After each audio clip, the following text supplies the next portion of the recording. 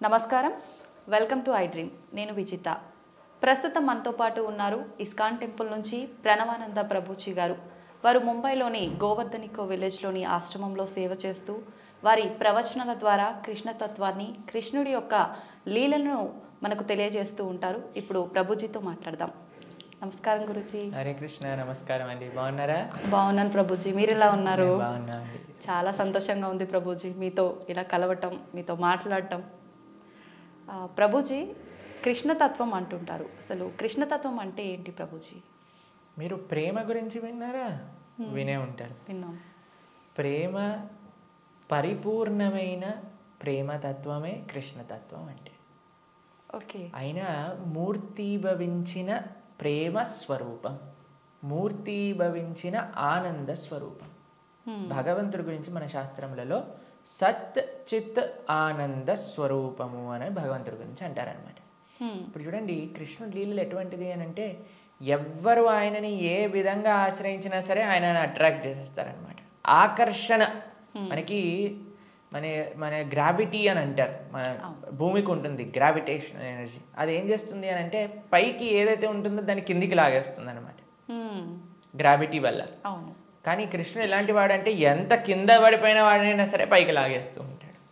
అది ఆయన దగ్గర ఉండే శక్తి అన్నమాట. ఆయన యొక్క లీలల చేత, ఆయన యొక్క చేష్టితముల చేత, ఆయన యొక్క అద్భుతమైన తత్వం చేత అందరి మనసుని కూడా ఆకర్షించే వ్యక్తి కృష్ణుడు. అయితే ఇప్పుడు చూడండి, చిన్నపిల్లల్ని బాలలీలలు చేసి ఆకర్షించారు. అటు చిన్నపిల్లవాడుగా ఉన్నప్పుడు గోపికలందరినీ కూడా ఆయన ఆశ్రయించారు. దాని తర్వాత పెద్దగా అయ్యాడనుకోండి, మిగతా వాళ్ళందరూ తన యొక్క ఫ్రెండ్స్, తర్వాత ఇంకా యంగ్ గోపీస్ అందరూ కూడా కృష్ణుడిని ఆశ్రయించగలిగారనమాట. దాని తర్వాత కంసాదులందరూ కూడా కోపంతో అయినా సరే నిరంతరం కృష్ణుడి గురించే ఆలోచిస్తూ ఉండేవారు, కృష్ణుడితో గురించే ఆలోచిస్తూ ఉండేవారు. మిగతా భక్తులు, నారదాది భక్తులందరూ కూడా ప్రేమతో కృష్ణుడిని ఆశ్రయించారు. అర్జునుడు లాంటి వాళ్ళు ఫ్రెండ్షిప్తో కృష్ణుడిని ఆశ్రయించారు. కాబట్టి ఏ విధంగా చూసినా సరే అందరినీ కూడా తన యొక్క మ్యాజిక్లో పెట్టేసేవాడు అనమాట కృష్ణుడు అని అంటే. కృష్ణతత్వం మనకి అన్నిటికంటే పరిపూర్ణమైన తత్వము అని చెప్తారు భగవద్ అవతారములలో. మనకి భాగవతం చెప్తుంది, సాక్షాత్గా అన్ని అవతారముల యొక్క ఏదైతే మూల కారణం ఉందో అది కృష్ణతత్వం అని కూడా మనకి చెప్తారు శ్రీమద్ భాగవత ప్రమాణంగా మనం చూస్తే. ఓకే. అయితే స్వామి అద్భుతమైన ప్రేమ, ధర్మము, ఆనందము వీటన్నిటితో కూడుకున్న తత్వమే కృష్ణతత్వం అన్నమాట. ఓకే. అయితే ప్రభుజీ, హిందువులు కృష్ణుణ్ణి అసలు ఎందుకు పూజించాలి ప్రభుజీ? హిందువు అని అంటేనే రామకృష్ణాదులందరినీ కూడా ఆరాధన చేసేవారే. సనాతన ధర్మానికి ఒక మూల స్తంభం, లేదా ఒక విధంగా చెప్పాలి అని అంటే సనాతన ధర్మానికి ఒక అన్నిటికంటే ముఖ్యమైన గ్రంథం మనకి భగవద్గీత. కృష్ణుడిని గీతాచార్యుడు అని అంటారు. కృష్ణం వందే జగత్ గురుం. మనందరికీ గురువు ఎవరు అని అంటే అది శ్రీకృష్ణుడే. గీత ద్వారా అసలు హిందువు అని అంటే ఏంటి, సనాతన ధర్మానికి చెందినవారు అని అంటే ఏంటో తెలుసా అండి? మనకి భగవంతుడి పైన నమ్మకం ఉంటే మనం హిందువులం కాదండి, మనం సనాతన ధర్మానికి చెందిన వాళ్ళం కాదు. మన శాస్త్రముల పైన నమ్మకం ఉంటే మన హిందువులం అవుతాం. చాలా మంది అనుకుంటారు, మేము గుడికి వెళ్తామండి, మేము బొట్టు పెట్టుకుంటామండి, మేము భగవంతుడికి అగరబత్తి తిప్పుతామండి కాబట్టి మేము హిందువులం. Sorry sir, you are not Hindu. మనం ఎప్పుడైతే గీత, భాగవత, రామాయణాదులు అన్నిటినీ కూడా ఒప్పుకుంటాం అప్పుడు మనం హిందువులు అవుతాం అన్నమాట. ఎందుకంటే మనకి భగవంతుడి గురించి ఎలా తెలిసిందండి? మీ కృష్ణుడు ఉన్నాడు అని ఎలా తెలిసింది? భాగవతం నుంచి తెలిసింది. రాముడు ఎలా ఉన్నాడు అని తెలిసింది? రామాయణం నుంచి తెలిసింది. మనం రామాయణము, భాగవతము, భగవద్గీత, ఉపనిషత్తులు, వేదములు వీటిని ఒప్పుకున్నప్పుడే మనం భగవంతుడికి నమ్ముతాము అని మనకి ఆచార్యులు చెప్తారనమాట. కాబట్టి ఆస్తికత అని అంటే గ్రంథములపైన నమ్మకం పెట్టడం, మన శాస్త్రములపైన నమ్మకం పెట్టడం, మన ఆచార్యులపైన నమ్మకం పెట్టడం. కాబట్టి మనందరికీ ఎవరైతే కృష్ణుడు భగవద్గీతలో ఒక విషయం చెప్తారు, ఏంటో తెలుసా అండి? అహం బీజ ప్రదాపిత అని అంటారు. మనందరికీ తండ్రి ఆయనే. మనందరం కూడా మమై వాంసో జీవలోకే జీవభూత సనాతన అని అంటారు గీతలో. మనందరం కూడా కృష్ణుడి యొక్క అంశములు, చిన్న tiny part and parcels of Krishna అని అంటారు. అంటే మీకు ఎక్స్ప్లెయిన్ చేయాలి అని అంటే, ఒక పెద్ద బంగారపు ముద్ద ఉందనుకోండి, 1 kg బంగారపు ముద్ద ఉంది. మీకు ఒక ఉంగరం చేయించుకోవాలి అని అందనుకోండి, దాంట్లో కొద్ది బంగారం తీసి మనం ఉంగరం చేయిస్తాం. కృష్ణుడు ఆ బంగారపు ముద్ద లాంటి వారనమాట, మనమేమో చిన్న చిన్న ఉంగరం లాంటి వాళ్ళం అనమాట. కాబట్టి మనకి కృష్ణుడికి ఉండే సంబంధం ఏంటి అని అంటే, జీవేర స్వరూపహోయ్ కృష్ణేర నిత్యదాస్. మనందరం భగవంతుడి యొక్క దాసులం, భగవంతుడికి సేవకులం అనమాట. కాబట్టి ఆయన సేవ చేయకపోతే ఇంకా మనుష్యే కాదు కదండి. దుర్లభో మానుషో దేహో తదపి దుర్లభమర్థతం మనుష్యత్వం ముముక్షత్వం వైకుంఠ ప్రియ దర్శనం. ఈ మానవ జన్మ లభించిందే భగవంతుని తెలుసుకోవడానికి. కాబట్టి ఆ భగవంతుడి ఆరాధన అనేది ప్రతి ఒక్కరూ తప్పకుండా చేయాలి. మన సనాతన ధర్మంలో కృష్ణ రామ ఆ యొక్క సేవ, వాళ్ళ యొక్క తత్వాలను మనం శ్రవణం చేయటం, వాళ్ళకి సేవ చేయటం అనేది చాలా ముఖ్యం. కాబట్టి ప్రతి ఒక్కళ్ళు కూడా చక్కగా కృష్ణుని ఆశ్రయించాలి, కృష్ణుడి యొక్క భక్తి చేయాలి. ఓకే. అయితే ప్రభుజీ, కృష్ణుడిని ఆరాధించాలంటే కృష్ణుడి విగ్రహం అనేది మనం ఇంట్లో పెట్టుకొని ఆరాధించాల్సి ఉంటుందా గురూజీ? అసలు ఎందుకు పెట్టుకోవాలి కృష్ణుడి విగ్రహాన్ని? కృష్ణుడి యొక్క విగ్రహం ఎందుకు పెట్టుకోవాలి అని అంటే, మనం మీకు ఒక విషయం చెప్తానండి. మీకు చాలా ప్రేమ ఉన్ని వ్యక్తిలోని ఎవరైనా ఉన్నారనుకోండి, మీరు ఏం చేస్తారు? మా కాలేజ్లో మేము ఇంజనీరింగ్ చదువుకునేటప్పుడు చూసేవాళ్ళం అనమాట. ఎవరికైనా గర్ల్ ఫ్రెండ్ బాయ్ ఫ్రెండ్ ఉన్నారనుకోండి, వాళ్ళు ఏం చేస్తారు తెలుసా? స్క్రీన్స్ ఎవరిపైన వాళ్ళు ఫోటో పెట్టుకునేవారు అనమాట. అదే అడుగుని, అరే వీళ్ళెవరు అంటే, వీళ్ళు నా గర్ల్ ఫ్రెండ్, వీళ్ళ బాయ్ ఫ్రెండ్ అని చెప్తూ ఉండేవారు. తర్వాత మేము ఎప్పుడైనా వాళ్ళకి రూమ్కి వెళ్ళాం అనుకోండి, రూమ్లో కూడా వాళ్ళ ఫోటోలు ఉండేవి. దాని తర్వాత ఎక్కడ పర్సులో చూసాను, పర్సులో కూడా వాళ్ళ ఫోటో ఉండే. మనం ఎవరినైతే ప్రేమిస్తామో వాళ్ళ యొక్క చిహ్నాలతో మన అందరినీ నింపేసుకుంటూ ఉంటాం కదండి. అవును ప్రభుజీ. కాబట్టి మనం భగవంతుణ్ణి ప్రేమిస్తున్నాము అన్నప్పుడు భగవంతుడి యొక్క అవే మన దగ్గర ఉండాలన్నమాట. ఇప్పుడు చూడండి, మేము స్వామి ఆరాధకులం. మా స్క్రీన్ సేవర్లో చూడండి, మీకు కృష్ణుడు కనిపిస్తాడు, పార్థసారథి. ఇక్కడ లోపల తీసిన మా ఆచార్యులు కనిపిస్తారు. కాబట్టి ఎక్కడ ఉన్నా సరే కృష్ణుడితో మనం నింపేసుకుంటాం అనమాట.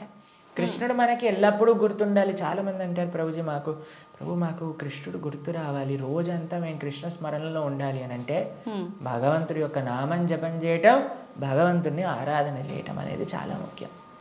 ఓకే. కాబట్టి ప్రతి ఒక్కళ్ళు చాలామంది భయపడిపోతూ ఉంటారు, ప్రభుజీ ఇంట్లో విగ్రహం పెడితే ఆయనకి 3 పూట్ల నైవేద్యం పెట్టాలా అంటే, మరి స్వామి మనకి తినడానికి తిండి ఇచ్చింది, మీకు శరీరం ఇచ్చింది, పీల్చడానికి గాలి ఇచ్చింది, చూడడానికి కన్నులు ఇచ్చింది, శక్తినిచ్చింది, మనసునిచ్చిందేమో ఆయనకు పెట్టడానికి మనకి పెద్ద బాధ.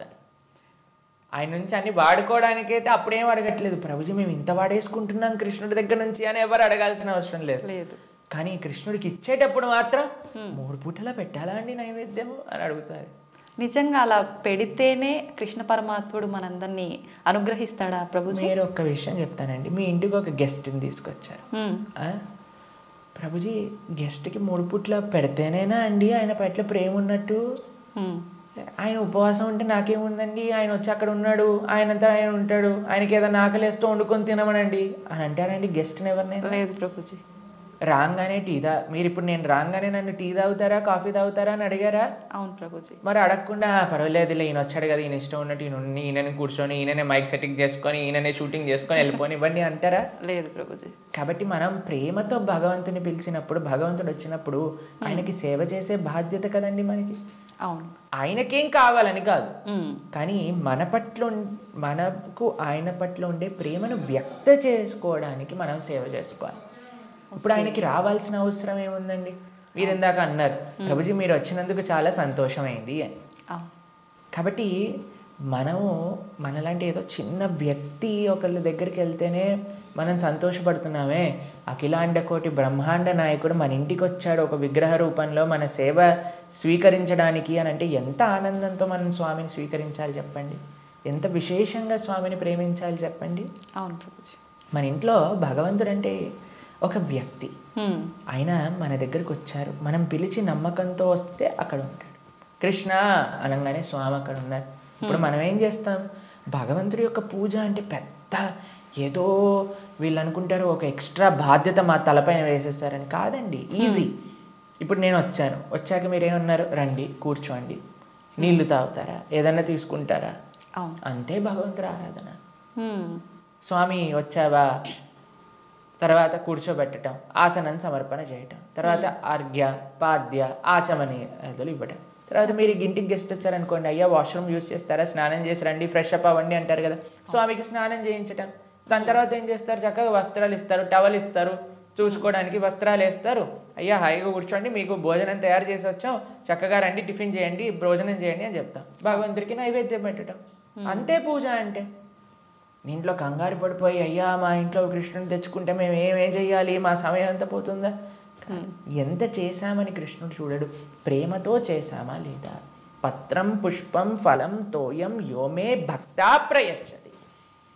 భక్తితో కానీ మనం పెడితే అది స్వామి తప్పకుండా స్వీకరిస్తారు. కానీ పెట్టాలి. చాలామంది విగ్రహాన్ని తెచ్చుకొని పూజ చేయాలన్నమాట. అలా ఉండకూడదు. మనం స్వామిని తెచ్చుకున్నప్పుడు మంచిగా ఆరాధన చేయాలి, ప్రేమతో పూజ చేయాలి. మా భక్తుల ఇంట్లలో మేము చూస్తామండి, ఎంత సుందరమైన శ్రీ విగ్రహాలంటే. ఫర్ ఎగ్జాంపుల్ మీకు ఒక విషయం చెప్తాను. మేము ఆదిలాబాద్ వెళ్తాం అప్పుడప్పుడు. అక్కడ గిరివర్ ప్రభు లక్ష్మీలీల మాతాజీ అని డివోటీస్ వాళ్ళ ఇంట్లో విగ్రహాలు ఉన్నాయి. వాళ్ళు ఎంత బాగా చేస్తారు, ప్రొద్దున పూట లేవంగానే స్వామికి చక్కగా వాళ్ళు ఉయ్యాల్లో పడుకోబెడతారనమాట రాత్రిపూట. అయితే పడుకునే ముందు ఏం చేస్తారు తెలుసా అండి, వాళ్ళు చక్కగా కాళ్ళు ఒత్తుతారు స్వామికి. కాళ్ళు ఒత్తి చేతులకి మాలిష్ చేసి తర్వాత పడుకోబెడతారు. అన్ని అలంకరణలు తీసేసి నైట్ డ్రెస్ వేసినట్టుగా పడుకోబెడతారు. పడుకొని ఇప్పుడు చలికాలం అనుకోండి, ఒక చక్కటి రజాయి షాల్ కూడా కలిపి పెడతారనమాట.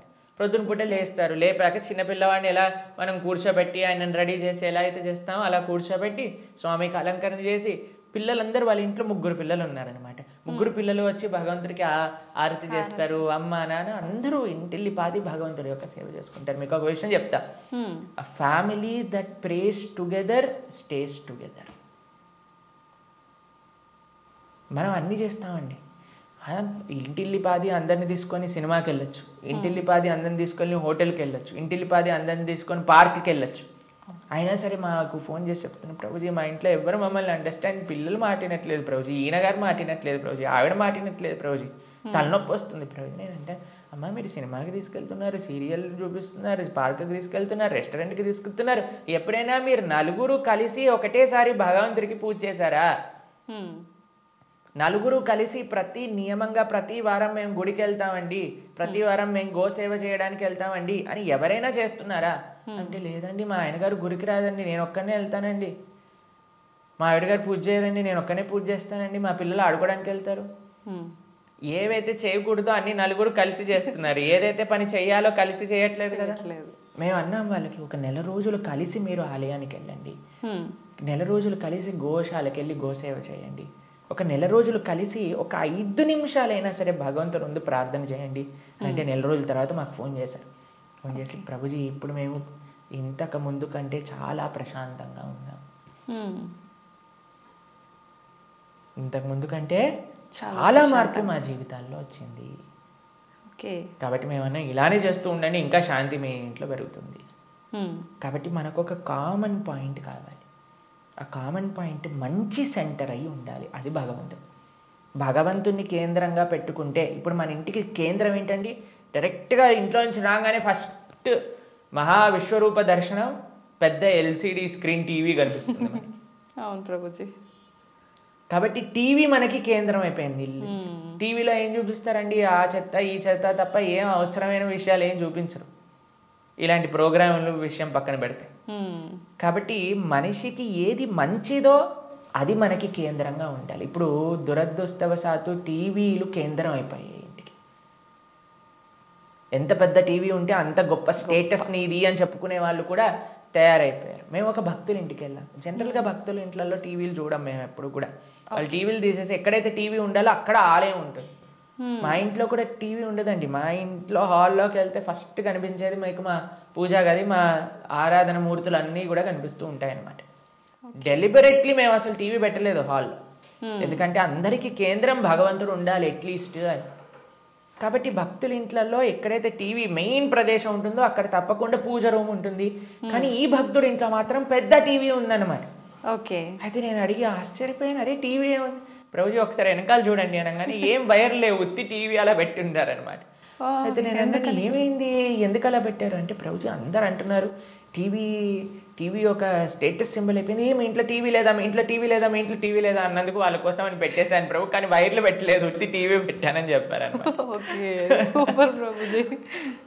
కాబట్టి ఇప్పుడు చూడండి, మన జీవితంలో దేన్ని మనం చూస్తూ ఉంటే, దేన్ని మనం వింటూ ఉంటే, దేని గురించి మనం మాట్లాడుకుంటూ ఉంటే, దేని గురించి మనం తలుస్తూ ఉంటే అలా మన మనసు అయిపోతుంది. ఓకే. మీరు చెడు విషయాలు వింటూ, చెడు కార్యక్రమాలు చూస్తూ, అనవసరమైన అక్కర్లేని గొడవలు, మన ఇల్లు ఎంత ప్రశాంతంగా ఉన్న సీరియల్లో మనం గొడవలు చూస్తూ ఉంటే ఆ గొడవలు మన ఇంట్లోకి కూడా వస్తాయి ఒక రోజున. ఎందుకంటే అదే కదండి మన మనసులో దింపేది, అదే కదా మన మనసులో అంత నాటుకుపోయేది. మేము చిన్న చిన్న పిల్లల్ని చూస్తాం, అప్పుడప్పుడు విచిత్రమైన స్లాంగ్లో మాట్లాడతారు. ఓయ్ ఏంట్రా ఇది ఎక్కడ పట్టుకున్నావు నువ్వు అని అంటే, ఆ సినిమాలో అలా మాట్లాడాడు ఆ హీరో.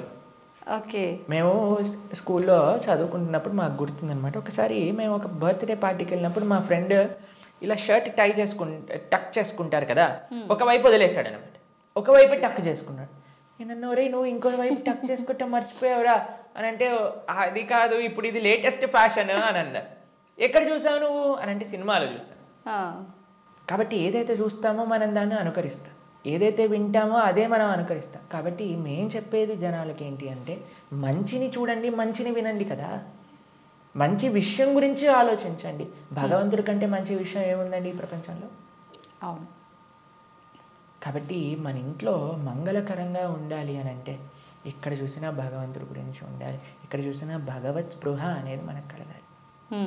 మా ఇంటికి వచ్చిన వాళ్ళందరూ ఏమంటారో తెలుసా అండి, ఈ ఇల్లుకి ఉత్తి గోపురం తక్కువ, ఆలయమే సాక్షాత్తుగా అని అంటారు. మా అమ్మ వాళ్ళు ఉండే ఇల్లు మా ఇల్లు అని అంటే, మేము ఉండేది ఆశ్రమంలో. కానీ మా పేరెంట్స్ అండి, ఎక్కడ చూసినా మీకు ఎటువైపు చూసినా కృష్ణుడు కనిపిస్తూ ఉంటాడు, కృష్ణుడి యొక్క వివిధ లీలలు కనిపిస్తూ ఉంటాయి. అట్లీస్ట్ మనం మర్చిపోనే స్థితిలో ఉన్నా సరే అటు చూస్తే, ఓ కృష్ణలీల, కృష్ణుడు ఇలా గోవులను కాయడానికి వెళ్తున్నారు, ఇక్కడ గోపికలతో చక్కగా నృత్యం చేస్తూ ఉన్నారు, ఓ ఇక్కడ యశోదమ్మతో ఉన్నారు అని మనకు ఆ స్పృహ రాదు. కాబట్టి మనం 24 గంటలు మనం ఒక పాజిటివ్ ఎన్వైరన్మెంట్లో ఉండటం వలన, భగవంతుడికి దగ్గరగా ఉండటం వలన అది మనకి మంచిది. కాబట్టి ప్రతి హిందువు అని అంటేనే శ్రీ విగ్రహ ఆరాధన అత్యంత ముఖ్యం. మనము భగవంతుడి యొక్క అస్తిత్వాన్ని, భగవంతుడు అన్నిటికంటే కృప ఏంటో తెలుసా అండి, ఆయనకి ఒక విగ్రహ రూపంలో మన దగ్గరికి రావడం. ఓకే. ఆ కృపని మనందరం, ఈ సనాతన సాంప్రదాయం పాపం మిగతా వాళ్ళకి ఆ అదృష్టం లేదు, వాళ్ళకి ఆ ఆనందం అంటే ఏంటో తెలియదు. కానీ మన సాంప్రదాయంలో ఆ విగ్రహ ఆరాధన, ఆ సేవ, భగవంతుడికి ఆ ప్రేమపూర్వకమైన సేవ చేస్తే అండి, అసలు దానికంటే గొప్ప ఆనందం ఈ ప్రపంచంలో ఇంకొకటి లేదు. కాబట్టి అటువంటి అదృష్టాన్ని మనం వదిలేసి పూజ చేయాలా, పూజ ఎందుకు చేయాలి, పూజ చేస్తే 3 పూట్ల నైవేద్యం పెట్టాలా, పూలు తీసుకొని రావాలా, మాల కట్టాలా, బట్టలు వేయాలా, అయ్యో రామ, మాకు ఇలాంటి ప్రశ్నలు ఇస్తే మాకు చాలా బాధేస్తుంది అనమాట. ఎందుకంటే మన పెద్దలందరూ, మన ఆచార్యులందరూ, మన గురువులందరూ భగవంతుడి యొక్క ఆరాధన ఎలా చెయ్యాలి, ఎంత బాగా చెయ్యాలి అని జీవితం యొక్క గోల్ భగవంతుడి ఆరాధన కోసం పెట్టేస్తే, భగవంతుడి యొక్క శ్రీమూర్తులను కాపాడటంలో పెట్టేస్తే, మనం మాత్రం ఇప్పుడు మోడర్న్ డే 21st century హిందువులు పూజ చేయాలా అని అడిగే స్థితిలోకి వచ్చేస్తాం. కాబట్టి వెరీ అన్ఫార్చునేట్. పూజ చేస్తున్నాము అంటే చాలా వరకు భయం ఒకటి మొదలైంది ప్రభుజీ అందరిలో. ఏం చేస్తే ఏం తప్పు అవుతుందో, దానివల్ల మాకేమన్నా మళ్ళీ అపచారం జరుగుతుందో, ఇట్లాంటి భయాలు ఎక్కువైపోయినాయి ప్రభుజీ. అదే కదా, ఎందుకంటే మనం దేవుడితో బిజినెస్ చేయాలి అని ప్రయత్నిస్తున్నాం. కాబట్టి బిజినెస్ ట్రాన్సాక్షన్స్లో ఏదైనా తప్పు రాసాం అనుకోండి, అయిపోయానంటే. బిజినెస్ ట్రాన్సాక్షన్స్లో ఏదైనా తప్పు చేసాం అనుకోండి, ఎందుకంటే వీడు ఏం ఆలోచిస్తున్నాడు, ఇప్పుడు నేను ఇది ఇలా చేస్తే దేవుడు నాకు అది అలా ఇవ్వాలి, అయ్యా నువ్వు నాకు 1 కోటి రూపాయలు ఇస్తే నేను నీకు 10 కొబ్బరికాయలు కొడతాను. ఏంటి, దేవుడు మీకు 1 కోటి రూపాయలు ఇస్తే మీరు 10 కొబ్బరికాయలు కొడతారా? దేవుడికి ఎంత పెద్ద దానం ఇస్తున్నాడు చూడండి దేవుడికి. అసలు ఇలా తయారైపోయాం కదండి. మనకి ఏం అవసరం లేదు, ప్రేమ మనకు అవసరం లేదు భగవంతుడి పట్ల. దేవుడా నువ్వు నాకు ఇది ఇవ్వు, నాకు ఆరోగ్యాన్ని ఇవ్వు, నాకు బట్టలు ఇవ్వు, నాకు డబ్బులు ఇవ్వు, నాకు కార్లు ఇవ్వు, నాకు ఇల్లులు ఇవ్వు, నాకు పిల్లలు ఇవ్వు, నాకు పెళ్లి చెయ్యి. మనం తిరుప్పావై ప్రవచనాలు చెప్తూ ఉంటే ఒక మంచి భార్య కోసం తిరుప్పావై వ్రతం చేయొచ్చా, మంచి భర్త కోసం తిరుప్పావై వ్రతం చేయొచ్చా? ప్రతిదీ కూడా మనం మన కోరికలు తీర్చుకోవడానికి భగవంతుని వాడుకుంటున్నాం. ఐ నో ఏటీఎం మషిన్ లాగా కార్డు పెట్టామా, డబ్బులు తీసుకున్నా, దాని తర్వాత వదిలేసాం. కాబట్టి భగవంతుడు అంటే మనకి సేవ చేయడానికి వచ్చినవాడు కాదండి. భగవంతుడు అంటే మనం ఆయన సేవ చేయాలి, ఆయనను మనం ఆశ్రయించాలి, ఆయనను మనం సేవించాలి. ఇప్పుడు మీకు ఒక విషయం చెప్తానండి. ఒక చిన్న పిల్లవాడు ఉన్నాడు, తల్లి ఇలా ఎత్తుకుంది. మేము చిన్నప్పుడు చూస్తాం, మేము కూడా చేసే ఉంటాం. అప్పుడప్పుడు అమ్మ జుట్టు పట్టుకొని ఇలా పీకుతారు చూసారా, పిల్లలు ఇలా పట్టుకొని ఇలా పీకేస్తుంటే అమ్మ అంటుంది ఓ ఇలా ఇలా తీసేసి ఓ మా కన్నా మా బంగారు కొండ అని అంటుంది. అంతేగాని నా జుట్టు పీకినందుకు లాగా ఒకటి పీకి పెడుతుందా పిల్లవాడిని? లేదు ప్రభుజీ. ఎందుకంటారండి? పిల్లల్ని గారాబం చేస్తుంటారు ముద్దుగా, అంటే తెలిసి తెలియని వయసు, ప్రేమ. పాపం వాడికి ఏం తెలుసండి జుట్టు పీకితే నొప్పేస్తుంది మా అమ్మకి అని. కానీ తల్లికి ఆ పిల్లవాడి పైన ప్రేమ అంటే ఏమనిపించదు. అవును, అంతేనా? కొన్నిసార్లు పిల్లలు చూసారా మూత్రం పోసేస్తూ ఉంటారు, ఆ తాతగారు ఎత్తుకున్నప్పుడు అమ్మమ్మ ఎత్తుకున్నప్పుడు ఏమని అంటారా అండి? తీసి పిల్లవాడిని ఇలా పడేస్తారా పాట అని ఇంకా హ్యాపీగా ఫీల్ అవుతారు. ఎంత ఒకళ్ళని చూసానమాట మేము, ఓ మా పిల్లవాడు మా మనవాడు మూత్రం పోసాడే అని ఎగిలిపోతున్నాడు ఆయన. ఎందుకు? ప్రేమ ఉంది కాబట్టి. కాబట్టి భగవంతుడు ప్రేమైకమూర్తి. అందుకే కృష్ణుడి గురించి ఏమన్నాం మనం? ప్రేమ స్వరూపం.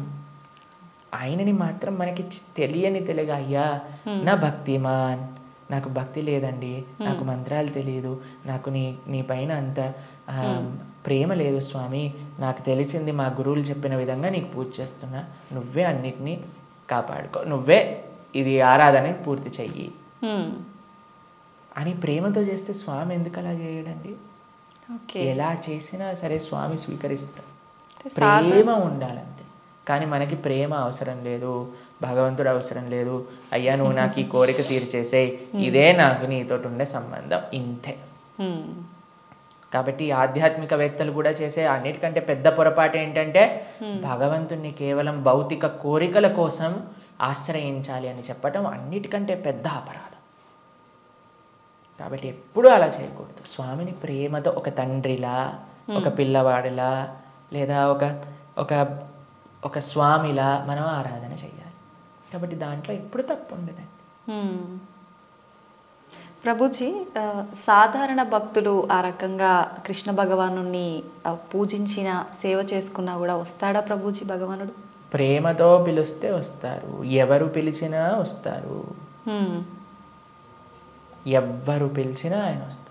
వ్యాధశ్చాచరణం ధ్రువస్య వయః విద్యా గజేంద్రస్య కా కుబ్జాయాం కిము నామ రూపమధికం కిం తత్సుధామోదనం వంశక్కో విదురస్య యాదవపతేరుగ్రస్య కిం పౌరుషం భక్త్యా తుష్టతి నహి గుణైర్భక్తి ప్రియో మాధవ. ఒక 5 ఏళ్ల పిల్లవాడు ధ్రువుడు పిలిచాడు, రాలేదా అండి భగవంతుడు? ఒక ఏనుగు పిలిచింది, గజేంద్రుడు వచ్చాడా లేదా? ఒక కుబ్జ అనే ఒక కురూపి స్త్రీ పిలిచింది, స్వామి కృపనిచ్చేశాడు కదా. ఉగ్రసేన మహారాజు, సుధామ, ఆయన పాపం డబ్బులే లేవు. కృష్ణుడు ఏ కులాన్ని చూసో, లేదా జ్ఞానాన్ని చూసో, లేదా డబ్బుల్ని చూసో, అందాన్ని చూసో, వయస్సుని చూసో, యోగ్యతని చూసో రాడండి.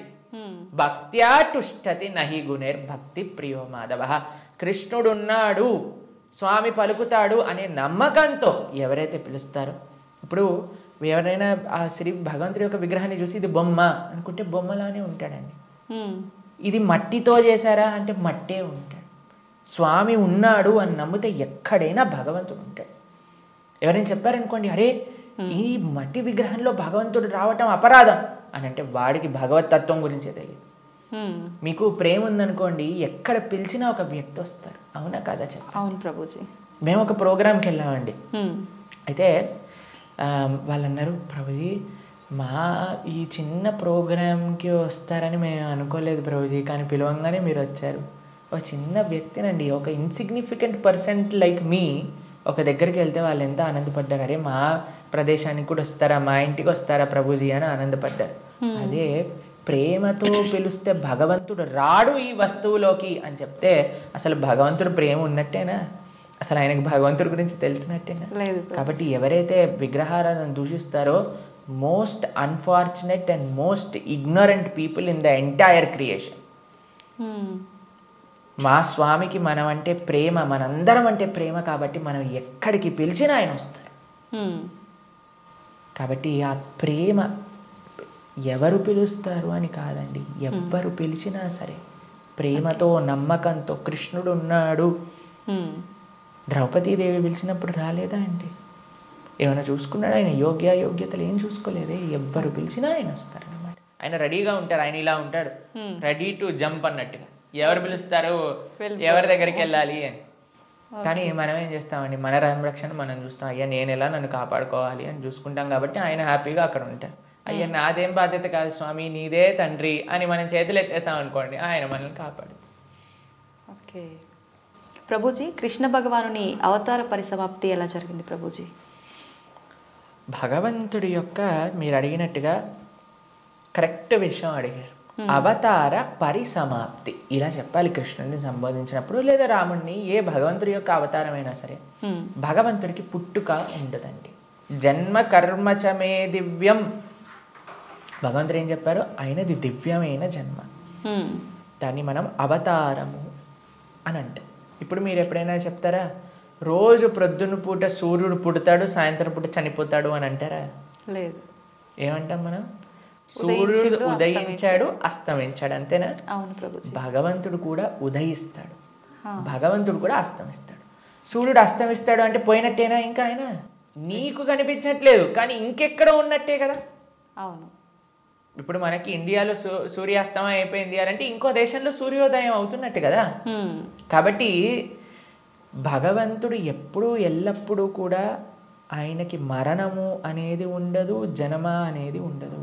ఆయన మన పైన కృపతో అవతారాన్ని స్వీకరిస్తారనమాట.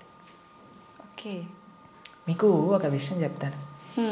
కొంతమందికి మెమరీ లాస్ పేషెంట్స్ ఉంటారు. మెమరీ లాస్ పేషెంట్స్ దగ్గరికి ఏం చేస్తారంటే అండి, వాళ్ళకి ఇంతకు ముందు ఉండే మెమరీస్ని చూపిస్తారనమాట. వాళ్ళ పిల్లల్ని, లేదా వాళ్ళు చిన్నప్పుడు తీసిన ఫొటోస్ని, వాళ్ళు ఉన్న ఊర్లని, అవన్నీ ఇలా చూపిస్తూ ఉంటారనమాట. చూపిస్తూ ఉంటే కొన్నిసార్లు ఏదో ఒకటి వాళ్ళ బ్రెయిన్కి ఇలా క్లిక్ అయ్యి అప్పుడు వాళ్ళు గుర్తుపట్టడం ప్రారంభిస్తారనమాట. వాళ్ళు ఎక్స్టర్నల్ కాన్షియస్నెస్లోకి వస్తారు. భగవంతుడి యొక్క అవతారం ఎందుకోసము అని అంటే, మనందరం ఈ సంసార సాగరంలో పడి కొట్టుకుపోతున్నాము. ఏదో మనం కూడా మెమరీ లాస్ అయిపోయినట్టు ఇదే నా వాళ్ళు, ఇదే నా ప్రపంచం, ఇదే నా ఇల్లు అని తిరుగుతున్నారు. వీడి నిజమైన స్వరూపాన్ని చూపించాలి అని స్వామి అవతరించి, స్వామి యొక్క లీలల ద్వారా, రామాయణ భాగవతాదుల ద్వారా, అయ్యా ఇది నువ్వు ఈ ప్రదేశానికి చెందినవాడివి అని మనకు చూపిస్తారు. అప్పుడు నేనైతే ఈ మనుష్యుని కాదా, అయితే ఇది నేను ఈ కులానికి చెందినవాడిని కాదా, ఈ ప్రాంతానికి చెందినవాడిని, నేను కృష్ణుడి దాసున్నా, నేను ఉండాల్సింది ఆ భగవంతుడి యొక్క లోకంలో కదా అని మనం కూడా మర్చిపోయిన వాళ్ళకి కొద్దిగా బుద్ధిని ఇవ్వడానికి స్వామి అవతార స్వీకారం చేస్తారనమాట. మనందరం పడిపోయి ఈ సముద్రంలో పడిపోవడం అంటే ఏంటండి? మునిగిపోవటం. అవును. కానీ సముద్రంలో మునిగేవాడిని కాపాడాలి అని అంటే ఎక్కడో ఆకాశం నుంచి కాపాడలేం కదండి, ఆయన కూడా సముద్రంలోకి రావాలి కదా. అలా భగవంతుడు కూడా ఈ ప్రపంచంలో దిగి మనల్ని పట్టుకొని బయటికి తీసుకురావడానికి ఆయన ఒక అవతారాన్ని స్వీకరిస్తారు. ఆ ప్రయోజనం అయిపోయినట్టు ఏంటి ప్రయోజనం భగవంతుడు అవతరించడానికి? భగవద్గీతలో కృష్ణుడు చెప్పారు, యదా యదా హి ధర్మస్య గ్లానిర్భవతి భారత. అయ్యా ఎక్కడైతే ధర్మం నశిస్తుందో అక్కడక్కడ నేను అవతరిస్తా. పవిత్రానాయ సాధూనాం వినాశాయ చతుష్కృతాం ధర్మ సంస్థాపనార్థాయ సంభవామి యుగే యుగే. అయ్యా ఎక్కడైతే భక్తుల్ని కాపాడాలో, ఎక్కడైతే అధర్మాన్ని నాశనం చేయాలో, ధర్మాన్ని స్థాపన చేయాలో అక్కడ నేను అవతరిస్తాను అని. కాబట్టి అప్పుడప్పుడు భగవంతుడు వివిధ రూపాలలో అవతరిస్తారు. అవతారం అయిపోయింది అంటే ఆ ప్రయోజనం అయిపోయింది అన్నప్పుడు అవతార పరిసమాప్తి చేస్తారనమాట. కాబట్టి చాలామంది కృష్ణుడు చనిపోయాడు, కృష్ణుడు పుట్టాడు. కృష్ణుడు పుట్టలేదండి, కృష్ణుడు చనిపోలేదు. కృష్ణుడు అవతరించారు, కృష్ణుడు అవతార పరిసమాప్తి చేశారు. మనం పుట్టంగానే అని ఏడుస్తూ ఉంటారు. ఏడవకపోయినా సరే, ఎవరైనా ఏడవకపోతే ఏం చేస్తారంటే డాక్టర్ వచ్చి 2 వేస్తాడనమాట. ఏడవాలి మనం. కానీ కృష్ణుడు పుట్టినప్పుడు తెలుసా అండి, నవ్వుతూ పుట్టాడు.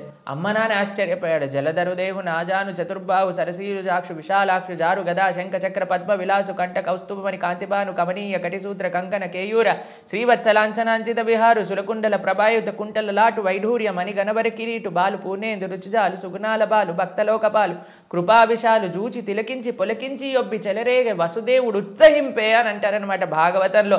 అంత ఆనందపడిపోయేవాడు కృష్ణుని చూశాక వసుదేవుడు పుట్టంగానే శంఖచక్ర గదా పద్మములు పట్టుకొని.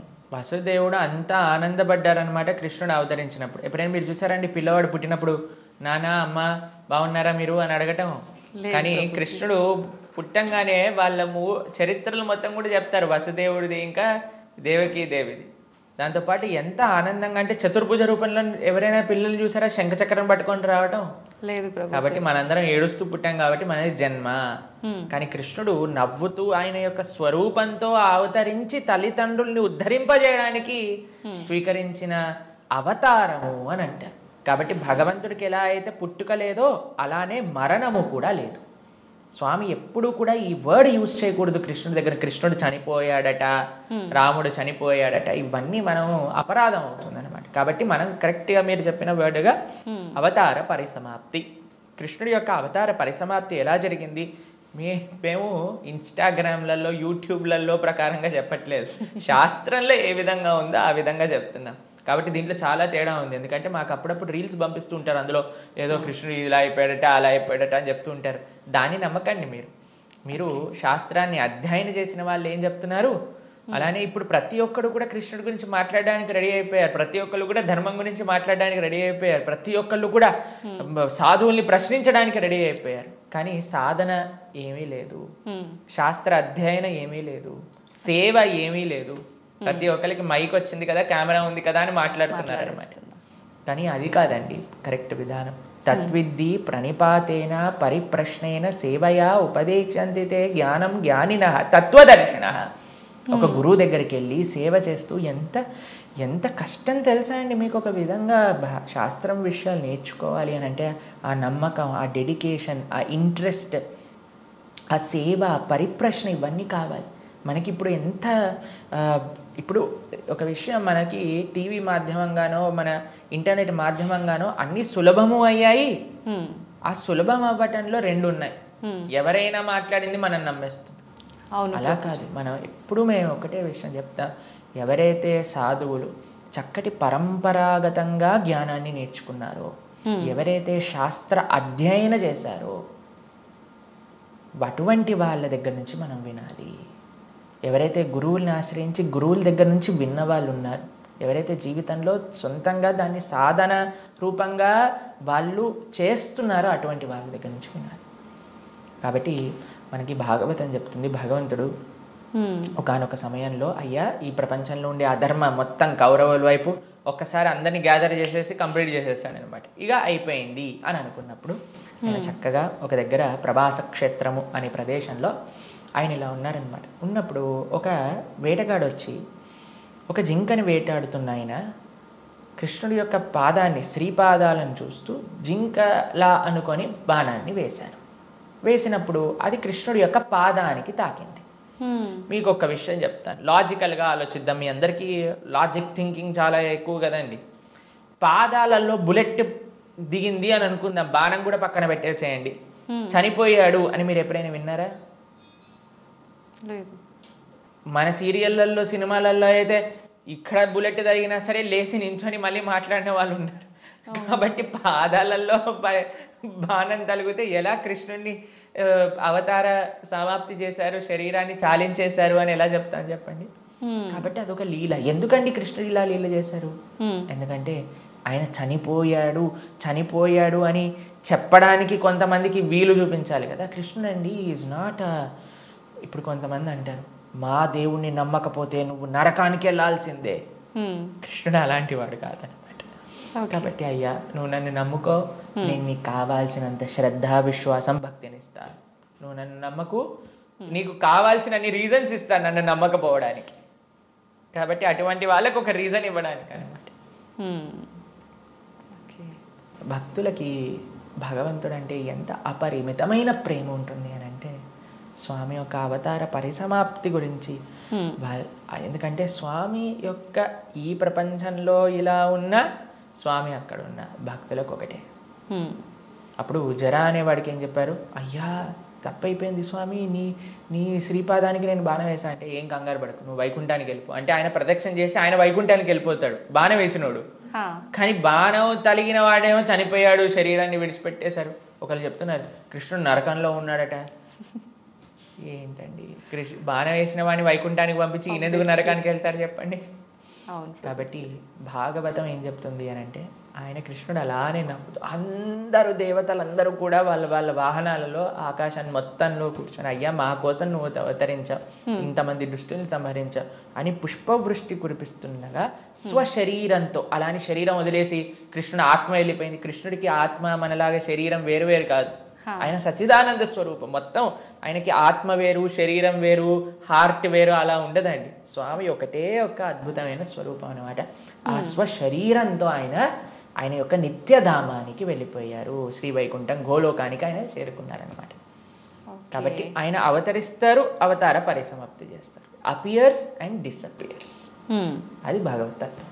ప్రభుజీ, కృష్ణ భక్తుల్ని ఏమంటారు గురూజీ, ఏమని పిలుస్తారు? భగవంతుణ్ణి ఆశ్రయించిన వాళ్ళని, కృష్ణుని విష్ణువుని ఆశ్రయించిన వాళ్ళని వైష్ణవులు అని పిలుస్తారనమాట. కాబట్టి మనకి చాలా మందికి తెలియదు పాపం. చాలా మంది అడుగుతుంటారు వైష్ణవులు అంటే ఏంటి ప్రభుజీ, ఏదైనా కులమా అని అడుగుతుంటారు. వైష్ణవులు అంటే కులం కాదండి, భగవంతుని విష్ణువుని ఆశ్రయించిన వాళ్ళు వైష్ణవులు.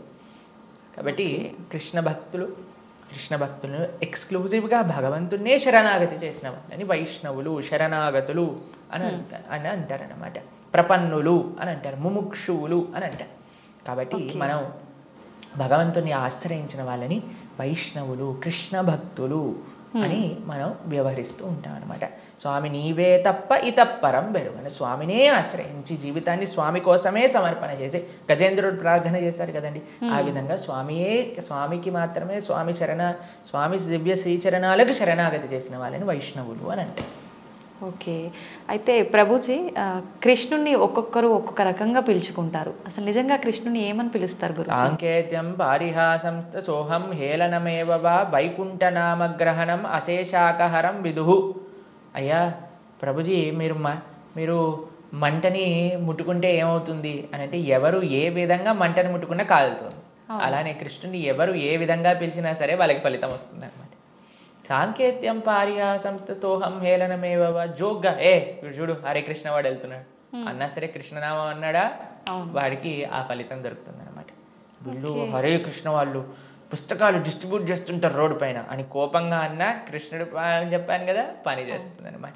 ఏ విధంగా మందు లోపలికి వెళ్ళినా సరే పని చేసినట్టుగా స్వామిని ఎవరు ఏ విధంగా ప్రేమించినా సరే మనం భగవంతుని ఎలా పిలవాలి అని మీరు అడిగారు కదా, ఎలా పిలిచినా ఫలితం ఇచ్చేవాడి యొక్క నామం అయితే ప్రేమతో పిలిస్తే ఇంకేం జరుగుతుంది చెప్పండి. అసలు ఇంకా మంచి అద్భుతంగా ఆ యొక్క భక్తి, ఆ యొక్క ప్రేమ, విశ్వాసంతో మనం ఎప్పుడైతే ఆ భగవంతుడి యొక్క నామాన్ని తీసుకుంటామో, కలో దోష నిదే రాజన్ అస్తి ఏకోన్ మహాన్ గుణాన్ కీర్తనాతేవ కృష్ణస్య ముక్త సంగ పరం వ్రజేత్.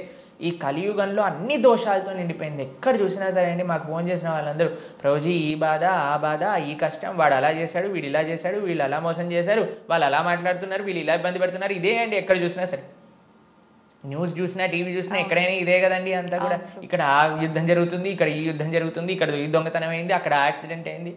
ఎక్కడ చూసినా ఈ ప్రపంచంలో కష్టాలే అట.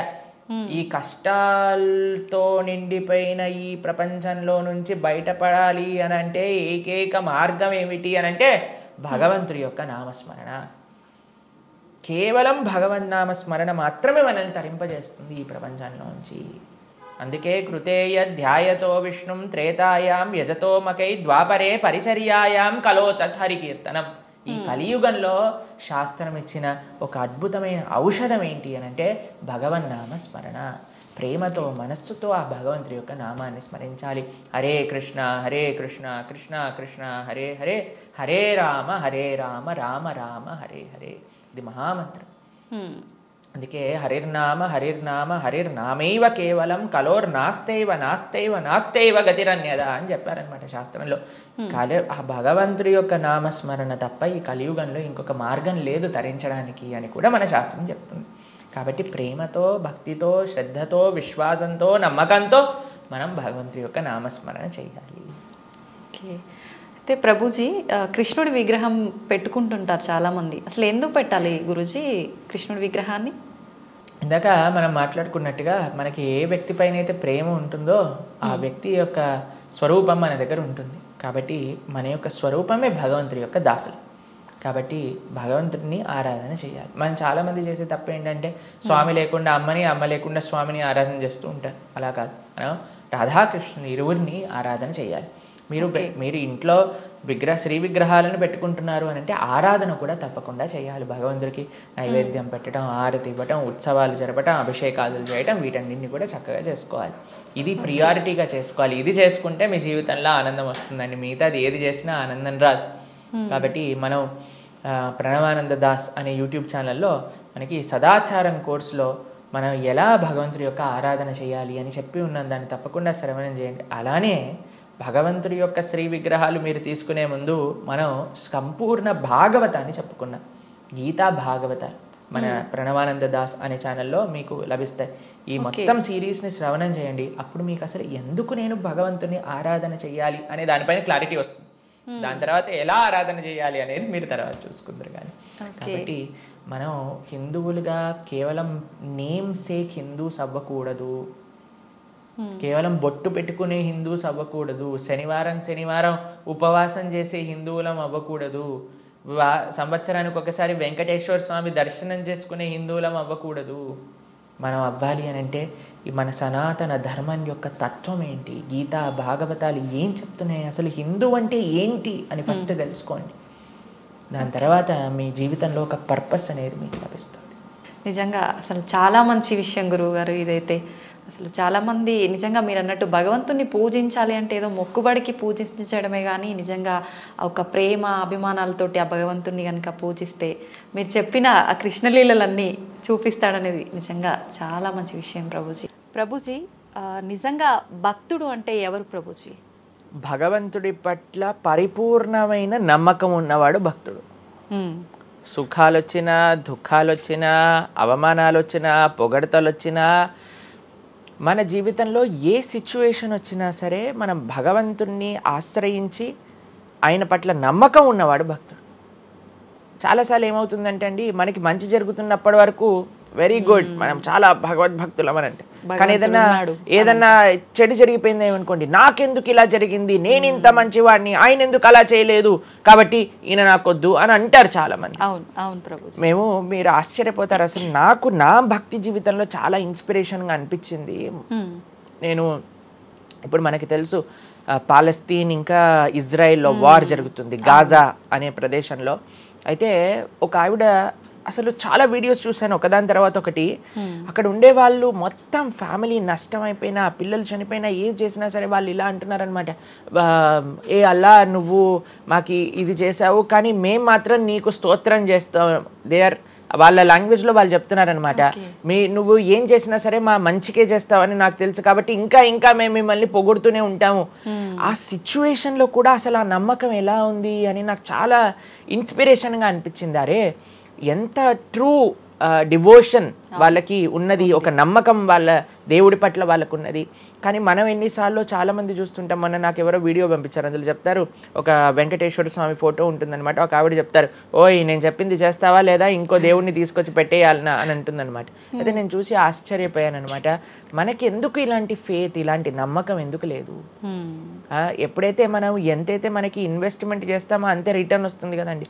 అలానే మన నమ్మకం, మాన అపమానాలు, ఇవి సుఖ దుఃఖాలు, ఇవన్నీ ప్రపంచంలో ఒక భాగం అండి. ఇదంతా జీవితంలో ఒక భాగం. అందుకే మన సనాతన సంస్కృతిలో ఎప్పుడూ మంచే ఉంటుంది అని చెప్పారు. అందుకే ఈ ఉగాది పచ్చడి మన నూతన సంవత్సరం ప్రారంభమైనప్పుడు షడ్రుజోపేతం కదండి.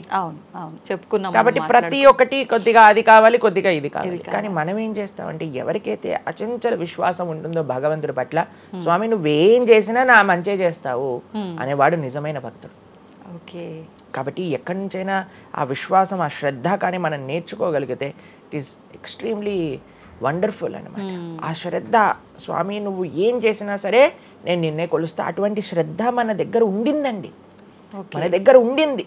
ఉండి మన మనం ఆచరించట్లేదు. పూర్వీకులు, రాజులు, మహారాజులు, అసలు మన సంస్కృతి, సిక్కులు ఎవరైతే మనకి వాళ్ళ జీవితాన్ని త్యాగం చేసేసారు వాళ్ళ ధర్మాన్ని కాపాడుకోవడానికి. మనం చూస్తాం. అసలు ఇప్పుడు ఏంటంటే అండి, నాకు అన్నిటికంటే బాధాకరమైన విషయం ఏంటంటే, ఈ ప్రజెంట్ డే యూత్ ఉన్నారు కదా, వాళ్ళకి మన దేశ సంస్కృతి గురించి తెలియదు, మన దేశ హిస్టరీ గురించి తెలియదు, మన కల్చర్ గురించి తెలియదు, మన ఆధ్యాత్మికత గురించి తెలియదు. తెలుసుకోవాలి అనే ప్రయత్నం కూడా చేయట్లేదు. ఎవరు అసలు దేశాన్ని కాపాడాలనుకుంటుంది? అసలు మన పూర్వీకులు మనకి ఎలాంటి సంపత్తిని ఇచ్చారు?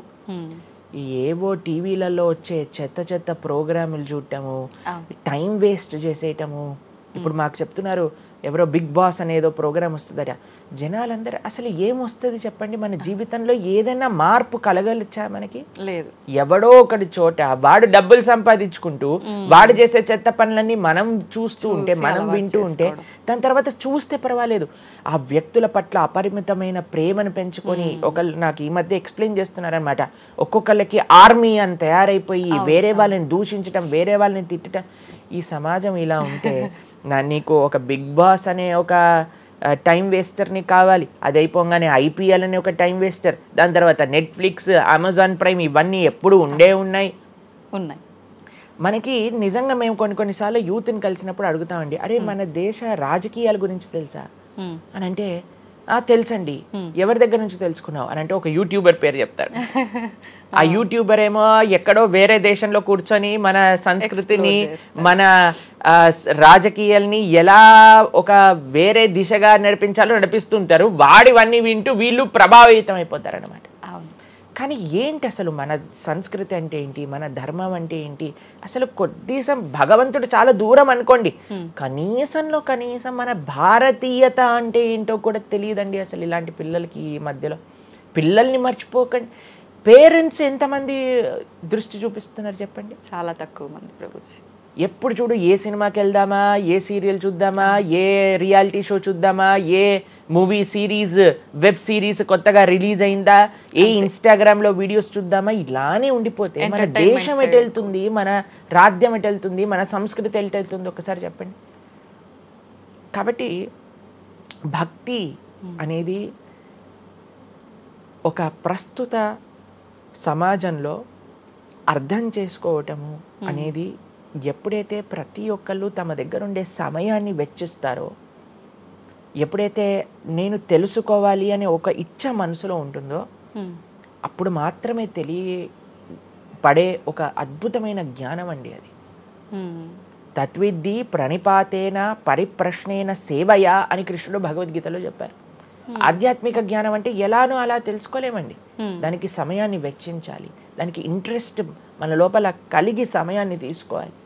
అరే మనకి బిగ్ బాస్ చూడటంలో ఉన్నంత ఇంట్రెస్ట్ టైం, ఐపీఎల్ మ్యాచ్లలో చూడడానికి ఇంట్రెస్ట్ టైం, వెబ్ సిరీస్లు చూడడానికి ఉన్న ఇంట్రెస్ట్ టైం, ఒక గీతా భాగవతం వినడానికి మనం టైం పెడుతున్నామా?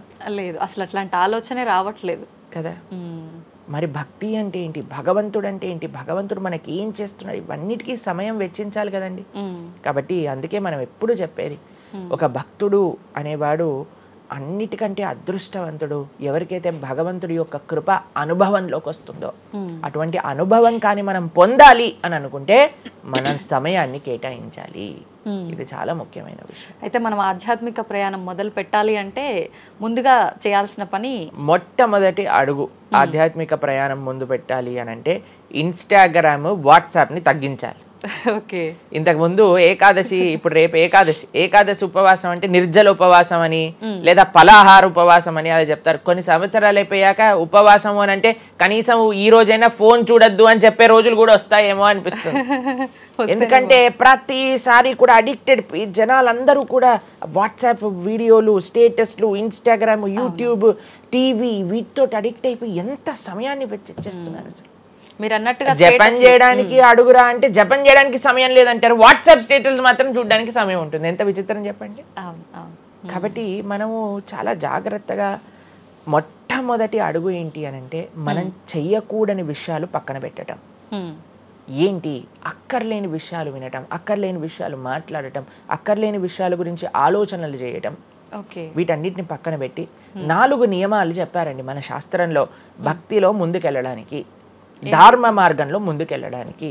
మద్యం పానం శ్రియాసూన యథా అధర్మశ్చ చతుర్విధం అని భాగవతం చెప్తుంది.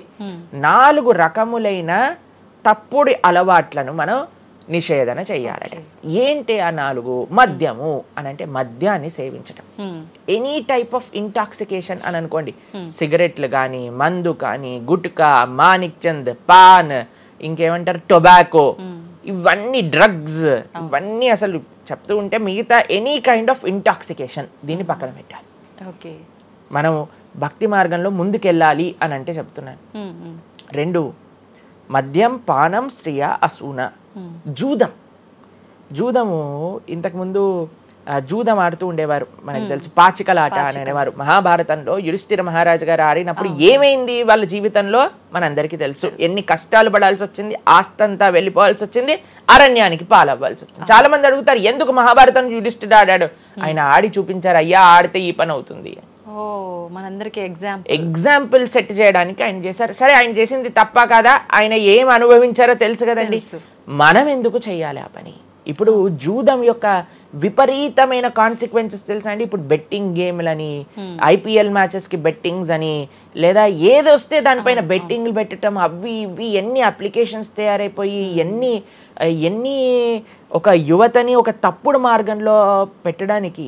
అసలు మాకు అప్పుడప్పుడు మేము యూట్యూబ్ చూస్తాం కదండి ప్రవచనాలు వినడానికి, మా గురువు గారి ప్రవచనాలు వినడానికి మేము చూస్తుంటాం అనమాట. అప్పుడు వస్తుంది రమ్మీ సర్కిల్ అని యాడ్ వస్తుంది అనమాట. ఇప్పుడు పేరు చెప్తున్నారు ఎందుకు ప్రభుజీ అని మీరు అనుకోవచ్చు. ఎందుకంటే పెద్ద పెద్ద సినిమా యాక్టర్స్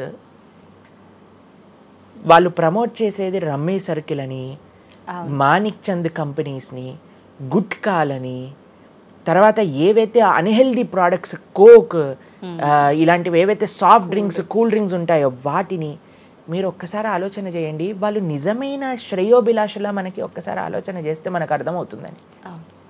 మొత్తం ఒక దగ్గర ప్రపంచం అంతా ఇవి తప్పు, ఇవి మీకు మంచిది కాదు అని మొత్తుకుంటుంటే మీరు ఎవరైతే మీరు హీరోయిన్ నా రోల్ మోడల్ అని అనుకుంటున్నారో వాడు మీకు నేర్పించేది ఏంటి అని అంటే, నువ్వు ఈ పేకాట ఆడు, నువ్వు గుట్కా తిను, నువ్వు కూల్ డ్రింక్ తాగు, నీ జీవితం ఏమైనా మాకు పర్వాలేదు, మేము ఎక్కడికి వెళ్ళినా నోరు నొప్పొచ్చేటట్టు అరిచి చెప్తున్నా అయ్యా ఇవి మంచిది కాదు, మీరు మంచి మార్గంలో ఉండండి, ఆరోగ్యాన్ని జాగ్రత్తగా పెట్టుకోండి, మనసు జాగ్రత్తగా ఉండండి, ధర్మాన్ని ఆచరణ చేయండి అని మేము చెప్తుంటే, కానీ జనాలకి వీటిలలో ఇంట్రెస్ట్ లేదు. వీళ్ళకి నా రోల్ మోడల్ వాళ్ళు, నా రోల్ మోడల్ ఇది అని ప్రొద్దు నుంచి రాత్రి దాకా ఇన్స్టాగ్రామ్లో చూడటం, వాళ్ళగా మాట్లాడటం, వాళ్ళగా వస్త్రాలు వేసుకోవటం, వాళ్ళలాగా మేము కూడా వాళ్ళలాగా అవ్వాలి అని అనుకుంటే వాళ్ళు ఏం నేర్పిస్తున్నారు మీకు ఒక్కసారి ఆలోచన చేయండి. ఎంతమంది దేశంలో ఉండే యువత మొత్తం కూడా తప్పుడు మార్గంలోకి వెళ్తే మన భారతదేశ భవిష్యత్తు ఏం కావాలో ఒకసారి చెప్పండి. కాబట్టి ఫస్ట్ ఏమన్నా మనం ఇంటాక్సికేషన్, సెకండ్ గ్యాంబ్లింగ్ అని అంటారు, జూదం, ఏ ప్రకారమైన జూదమైనా సరే దాన్ని పక్కన పెట్టాలి. 3వది మాంసాహారాన్ని సేవించటం, ప్రాణిహింస చెయ్యకూడదు. భగవద్భక్తి మార్గంలో ముందుకెళ్ళాలి, భగవంతుని తెలుసుకోవాలి అని అంటే మనం లాస్ట్ టైం దీని గురించి మాట్లాడుకున్నాం, మనం ఎక్స్ప్లెయిన్ చేసాం అనమాట క్లియర్గా ఎందుకు మనం మాంసాహారాన్ని స్వీకరించకూడదు అని. అది భౌతికంగా మనకి మంచిది కాదు, ఆరోగ్యరీత్యా మంచిది కాదు, ఎమోషనల్గా మంచిది కాదు, ఎన్వైరన్మెంటల్గా మంచిది కాదు, స్పిరిచువల్గా మనకి మంచిది కాదు అని ఈ రీజన్స్ అన్ని చెప్పాం. అయితే నిన్నటి రోజున మాకు ఆ వీడియో పంపించారనమాట. సరే ఏమున్నాయి అబ్బా కమెంట్స్లో అని చదువుతుంటే చాలామంది అన్నారు, రోజు ఈ వీడియో చూడటం వల్ల మేము మాంసాహారం తినటం మానేసాము, మాకు క్లారిటీ వచ్చిందని చాలా కమెంట్స్ ఉన్నాయి. కొంతమంది ఏం రాశారు తెలుసా అండి, మరి ప్లాంట్స్కి, మరి ఆకుకూరలకి, తర్వాత మనం పండించే మొక్కలకు కూడా ప్రాణం ఉంది కదా అని. మీకు ఒక విషయం చెప్తాను, చాలామంది ఈ ఆర్గ్యుమెంట్స్ చెప్తారండి, నాన్ వెజిటేరియన్ మానేసేయండి అని అంటే మరి మీరు జీవహింస చేయట్లేదా, మీరు కూడా మొక్కల్ని కట్ చేస్తున్నారు కదా అని అడుగుతారు. ఇప్పుడు దానికి 2-3 విషయాలు మీకు ప్రస్తావన చేస్తాను. ఒకటి, మీరు పాలకూరని, గోంగూరని, తోటకూరని కొయ్యడానికి వెళ్ళినప్పుడు అది గట్టిగా అరుస్తూ చంపేయకు నన్ను, ఏదో ఒకటి రక్తం కారటం, అది ఇలా గార్లో ఎగరటం, ఇలాంటివి చేస్తుందా అండి? లేదు. ఎప్పుడైనా మీరు ఆపిల్ పండుని కొయ్యడానికి వెళ్ళినప్పుడు ఆపిల్ పండుని ఇలా అనగానే దాంట్లో నుంచి రక్తం చెట్టులో నుంచి దారాలుగా కారుతుంటుందా అండి? అదేమైనా గట్టిగా అరుస్తుందా అని కొంతమంది అంటారు, అది అరుస్తుంది మనకి వినిపించదు. మనకి ఒకసారి అర్థం చేసుకోవాలి, ఒక ప్రాణికి ఒక వెల్ డెవలప్డ్ కాన్షియస్నెస్ ఉన్న వ్యక్తికి లేదా ఒక పర్సనాలిటీకి లేదా ఒక ప్రాణికి లేదా ఒక ప్లాంట్కి ఏంటి వ్యత్యాసము అనేది మనం తెలుసుకోవాలి. దాంతోపాటు ఇంకొక విషయం చెప్తాను, మరి ప్లాంట్స్ని తినచ్చు యానిమల్స్ని తినకూడదు అని ఏంటి ప్రమాణము అనంటే భగవంతుడు మనకి ఈ విషయాన్ని ప్రస్తావన చేశారు. స్వామి మనకి ఈ విషయాన్ని ఉపదేశం చేశారు. అయ్యా, నువ్వు కేవలం శాకాహారాన్ని మాత్రమే తినవచ్చును, సాత్విక ఆహారాన్ని మాత్రమే తినవచ్చును. ఎక్కడ చెప్పాడు భగవంతుడు? పత్రం పుష్పం ఫలం తోయం యోమే భక్తా ప్రయశ్చతి. పత్రం పుష్పం ఫలం తోయం. నువ్వు ఫలములను, తర్వాత ఆకులను, నీటిని, పాలను, వీటితో సంబంధించినవి ఏవైనా సరే తయారు చేయొచ్చు, భగవంతుడికి నివేదన చేయొచ్చు, స్వీకరించవచ్చు.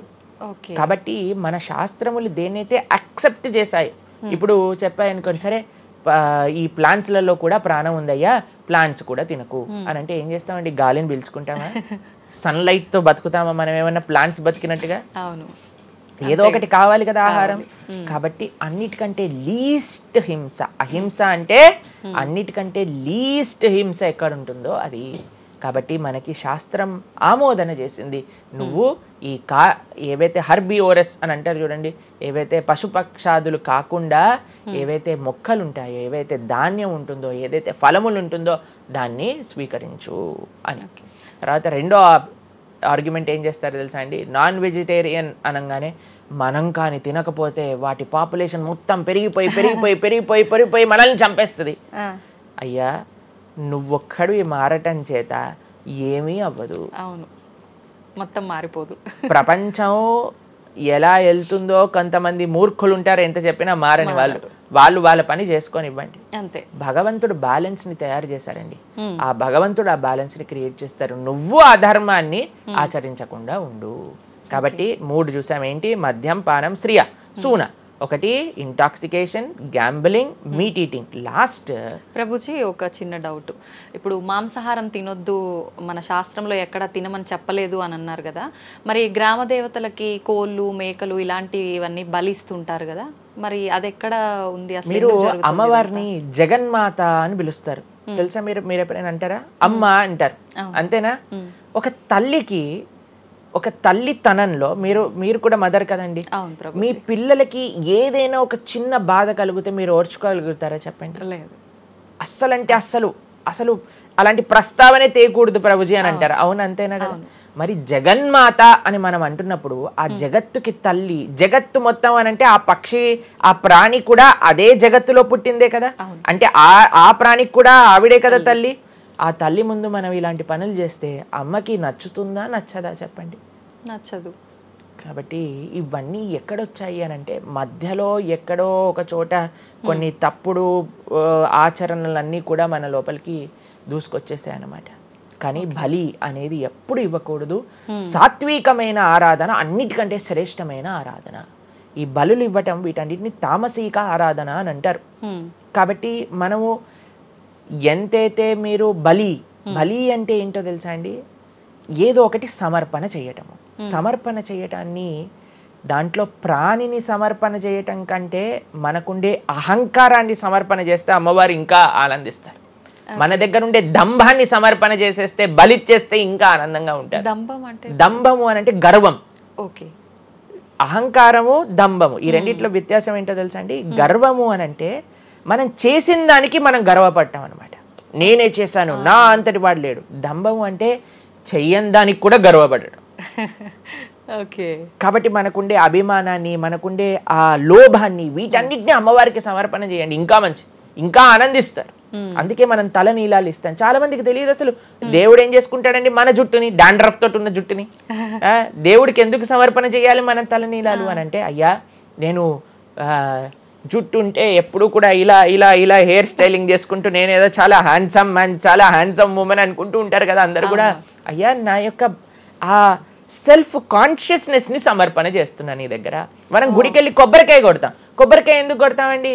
మనం కూడా అలాంటి హార్టెడ్ వ్యక్తులం అనమాట. మనకు కూడా ఆ గర్వంతో మనం కూడా అంత పైనుండే షెల్ ఉంటుంది కదా, ఎంత హార్డ్గా ఉంటుంది. కానీ ఎప్పుడైతే అది పలగొట్టేస్తామో అప్పుడు లోపల మంచి తీయటి నీరు మనకి దొరుకుతుంది. కొబ్బరి ఎంత స్వీట్గా ఉంటుంది అది మనకు కలుగుతుంది.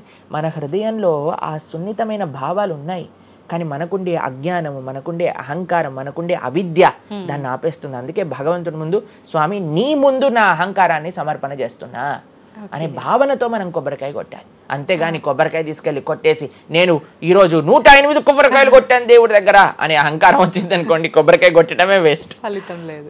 కాబట్టి మనందరం అర్థం చేసుకోవాలి అసలు ఏంటి భావన. బలి అని అంటే ప్రాణి బలి కాదయ్యా, నీ దగ్గర ఉండే చెడు గుణాలను బలి. కాబట్టి ఈ 3 విషయాలు అయిపోయి 4వ విషయం ఏదైతే మనం చేయకూడదో ఇల్లిసిట్ సెక్స్ అని అంటారు, వ్యభిచారము అని అంటే పురుషులు స్త్రీలు, స్త్రీలు పురుషులు. నిన్నే ఒకళ్ళు చెప్తున్నారు, ఒక టీవీలో ఒక న్యూస్ వచ్చిందట, one of the most famous యాక్టరో లేదా ఇంకెవరో వాళ్ళ హస్బెండ్ని వేరే స్త్రీలతో పాటు పట్టుకున్నారు అని మాకు ఒక న్యూస్ నిన్న ఒకళ్ళు చెప్తున్నారు అనమాట. అంటే వాళ్ళు ఏం చెప్పారంటే నాకు, ప్రభుజీ సమాజంలో ఇలాంటివి ఎన్నో కేసులు వస్తున్నాయి ప్రభుజీ, ఈ మధ్యలో న్యూస్లో ఇలాంటివి అయితే తరచుగా మనం చూస్తూ ఉన్నాము, కాబట్టి ఈ సమాజం ఎటువైపు వెళ్తుందో తెలియట్లేదు ప్రభుజీ అని అంటే మేము వాళ్ళకి చెప్పాం, సమాజాన్ని ఎందుకు ఇటువైపు నడుస్తుంది అని అంటే మనం చూపించే విషయాలు అలా ఉన్నాయి, చూపించే సినిమాలు అలా ఉన్నాయి, చూపించే సీరియల్ అలా ఉన్నాయి, చూపించే ఆదర్శమైన వ్యక్తులు అలా ఉన్నారు. మనం ఎవరైతే హీరోలు అనుకుంటున్నామో వాళ్ళు ప్రొద్దున లేస్తే విడాకులు తీసుకొని ఇంకొకరిని పెళ్లి చేసుకొని, విడాకులు తీసుకొని ఇంకొకరిని పెళ్లి చేసుకొని, ఇలాంటివి చూస్తుంటే మనం కూడా అది నార్మలైజ్ అయిపోయింది మన భారతీయ సంస్కృతిలో. కానీ ఎక్కడైతే ధర్మం ఉంటుందో, రాముడు ఆదర్శంగా ఉన్న వ్యక్తి ఎప్పుడు అలాంటి తప్పు చేయలేదండి. ఎందుకంటే రాముడు ఏకపత్ని వ్రతుడు. ఎంత కమిట్మెంట్ ఉండాలి భార్య పట్ల, భర్తకు కూడా అలానే అండి. ఇప్పుడు ఒకళ్ళు తప్పు అంటే ఇప్పుడు చాలా మంది అనుకుంటారు ఇది ఎత్తి పురుషులకే వర్తించింది అని. పురుషులకు ఎంతైతే వర్తిస్తుందో అంతే స్త్రీలకు కూడా వర్తిస్తుంది, స్త్రీలకు ఎంతైతే వర్తిస్తుందో అంతే పురుషులకు కూడా వర్తిస్తుంది. కాబట్టి ఈ 4 చాలా జాగ్రత్తగా ఉండాలి. పరస్త్రీ సంఘము, పరపురుష సంఘం, వీటి నుంచి చాలా జాగ్రత్తగా ఉండాలి. ఈ 4 కానీ మనం ఆచరించగలిగితే మన జీవితంలో చెయ్యకూడనివి 4, చెయ్యాల్సినవి 4. ఇప్పుడు మనం చెయ్యకూడనివి 4 గురించి విన్నాం కదా, చెయ్యాల్సిన 4 ఏంటో ఒక నిమిషంలో చెప్పేస్తా. మంచి భక్తుల యొక్క సాంగత్యం, మంచి పుస్తకాలు చదవటం, భగవన్నామాన్ని జపం చేయటం, మంచి ఆహారాన్ని స్వీకరించటం. ఈ 4 చేస్తే మనం డైరెక్ట్గా భగవంతుడి యొక్క శ్రీచరణాల దగ్గర ఉంటాం అనమాట. ఓకే, ఇవన్నీ జరగాలి అని అంటే మనం ఆధ్యాత్మికం వైపు మన మనసును మళ్ళించాలి. మనకి ఆధ్యాత్మికము అవసరము అని మనం తెలుసుకోవాలి. ఎప్పుడైతే తెలుసుకుంటామో మనం సమయాన్ని ఇవ్వగలుగుతాం. ఓకే ప్రభుజీ, జపం అని అంటుంటారు, నిజంగా జపం అంటే ఏంటి ప్రభుజీ? ఏ విధంగా జపం చేయాల్సి ఉంటుంది? జపము మనకి కలియుగంలో తరించడానికి మార్గం. కృతేయ ధ్యాయతో విష్ణుం త్రేతాయాం యజతోమకై ద్వాపరే పరిచర్యాయాం కలో తత్ హరికీర్తనం అని చెప్పారు. భగవంతుడి యొక్క నామ జపం అత్యంత శ్రేష్టమైనది. కృష్ణుడు భగవద్గీతలో ఏం చెప్తారో తెలుసా అండి, అన్నిటికంటే గొప్ప యజ్ఞం, యజ్ఞములలో నేను ఒక యజ్ఞాన్ని అని చెప్తారు. ఏ యజ్ఞం తెలుసా? యజ్ఞానాం జప యజ్ఞోస్మి అని భగవంతుడు చెప్తారు. అన్నిటికంటే గొప్ప యజ్ఞం జపం చేయడం అనమాట. ప్రతిరోజు జపం చేయాలి. మనందరం మేము ప్రతిరోజు 2 గంటల పాటు జపం చేస్తాం ప్రొద్దున పూట. ఏంటి జపం చేయాలి? భగవన్నామాన్ని జపం చేయాలి. భగవన్నామము అత్యంత సులభంగా మనల్ని భగవంతుడి యొక్క కృపని తెచ్చిపెడుతుంది, భగవంతుడి యొక్క రియలైజేషన్ మనకిస్తుంది అనమాట. అందుకే హరిర్నామ హరిర్నామ హరిర్నామేవ కేవలం కలోర్నాస్తేవ నాస్తేవ నాస్తేవ గతిరన్యదా అని చెప్పారు. అన్నిటికంటే శ్రేష్టమైనది ఎటువంటి రూల్స్ అండ్ రెగ్యులేషన్స్. ఇప్పుడు కొంతమంది అనుకుంటారు జపం అంటే చాలా రూల్స్ ఉండాలి, అది చేయాలి ఇది చేయాలి అని. ఏం లేదు, చక్కగా శుచిగా ఉండండి, శుభ్రంగా ఉండండి, భగవంతుడి ముందు దీపం పెట్టండి, కూర్చోండి, ఒక జపమాల పట్టుకోండి, హరే కృష్ణ కృష్ణ కృష్ణ హరే హరే, హరే రామ రామ రామ హరే హరే. సింపుల్ మంత్రం, ఎవరైనా చేయొచ్చు, ఎటువంటి కాంప్లికేషన్స్ లేదు. ఏ స్థితిలో ఏ అవస్థలో ఉన్న వాళ్ళైనా సరే చక్కగా జపం చేయొచ్చు. ఎటువంటి నియమాలు లేదు. ఎప్పుడైనా సరే చక్కగా భగవన్ నామానికి నియమం లేదు, మంత్రాలకి నియమాలు ఉన్నాయి, కానీ ఇది భగవన్ నామం. ఇటువంటి నామాన్ని కానీ మనం హరినామం అని అంటారు దీన్ని. ఈ హరినామాన్ని కానీ చక్కగా జపం చేయగలిగితే మనకి బ్రహ్మాండమైన ఫలితాలు, ఆ భగవంతుడి యొక్క కృప మనం ఎక్స్పీరియన్స్ చేయగలుగుతాం మన జీవితంలో. ఇప్పుడు మీరు చూడండి, నోట్లు ఎప్పుడైనా మనం లెక్క పెట్టామనుకోండి, ఎలా లెక్క పెడతారు తెలుసా? ఇలా 1 2 3 4 5 6 7 8 9 10 అని లెక్క పెడతారు, అంతేనా? ఏదైతే నోట్లు లెక్క పెట్టేటప్పుడు ఎప్పుడు మనం బయటికి లెక్క పెడతాం, ఎందుకంటే ఇది ఎప్పుడు బయటికి వెళ్ళేదే. కానీ జపం చేసినప్పుడు ఎలా లెక్క పెడతారో తెలుసా అండి? మీరు జపం చేస్తుంటే హరే కృష్ణ కృష్ణ కృష్ణ హరే హరే, హరే రామ రామ రామ హరే హరే అని లోపలికి అంటాం మాలని.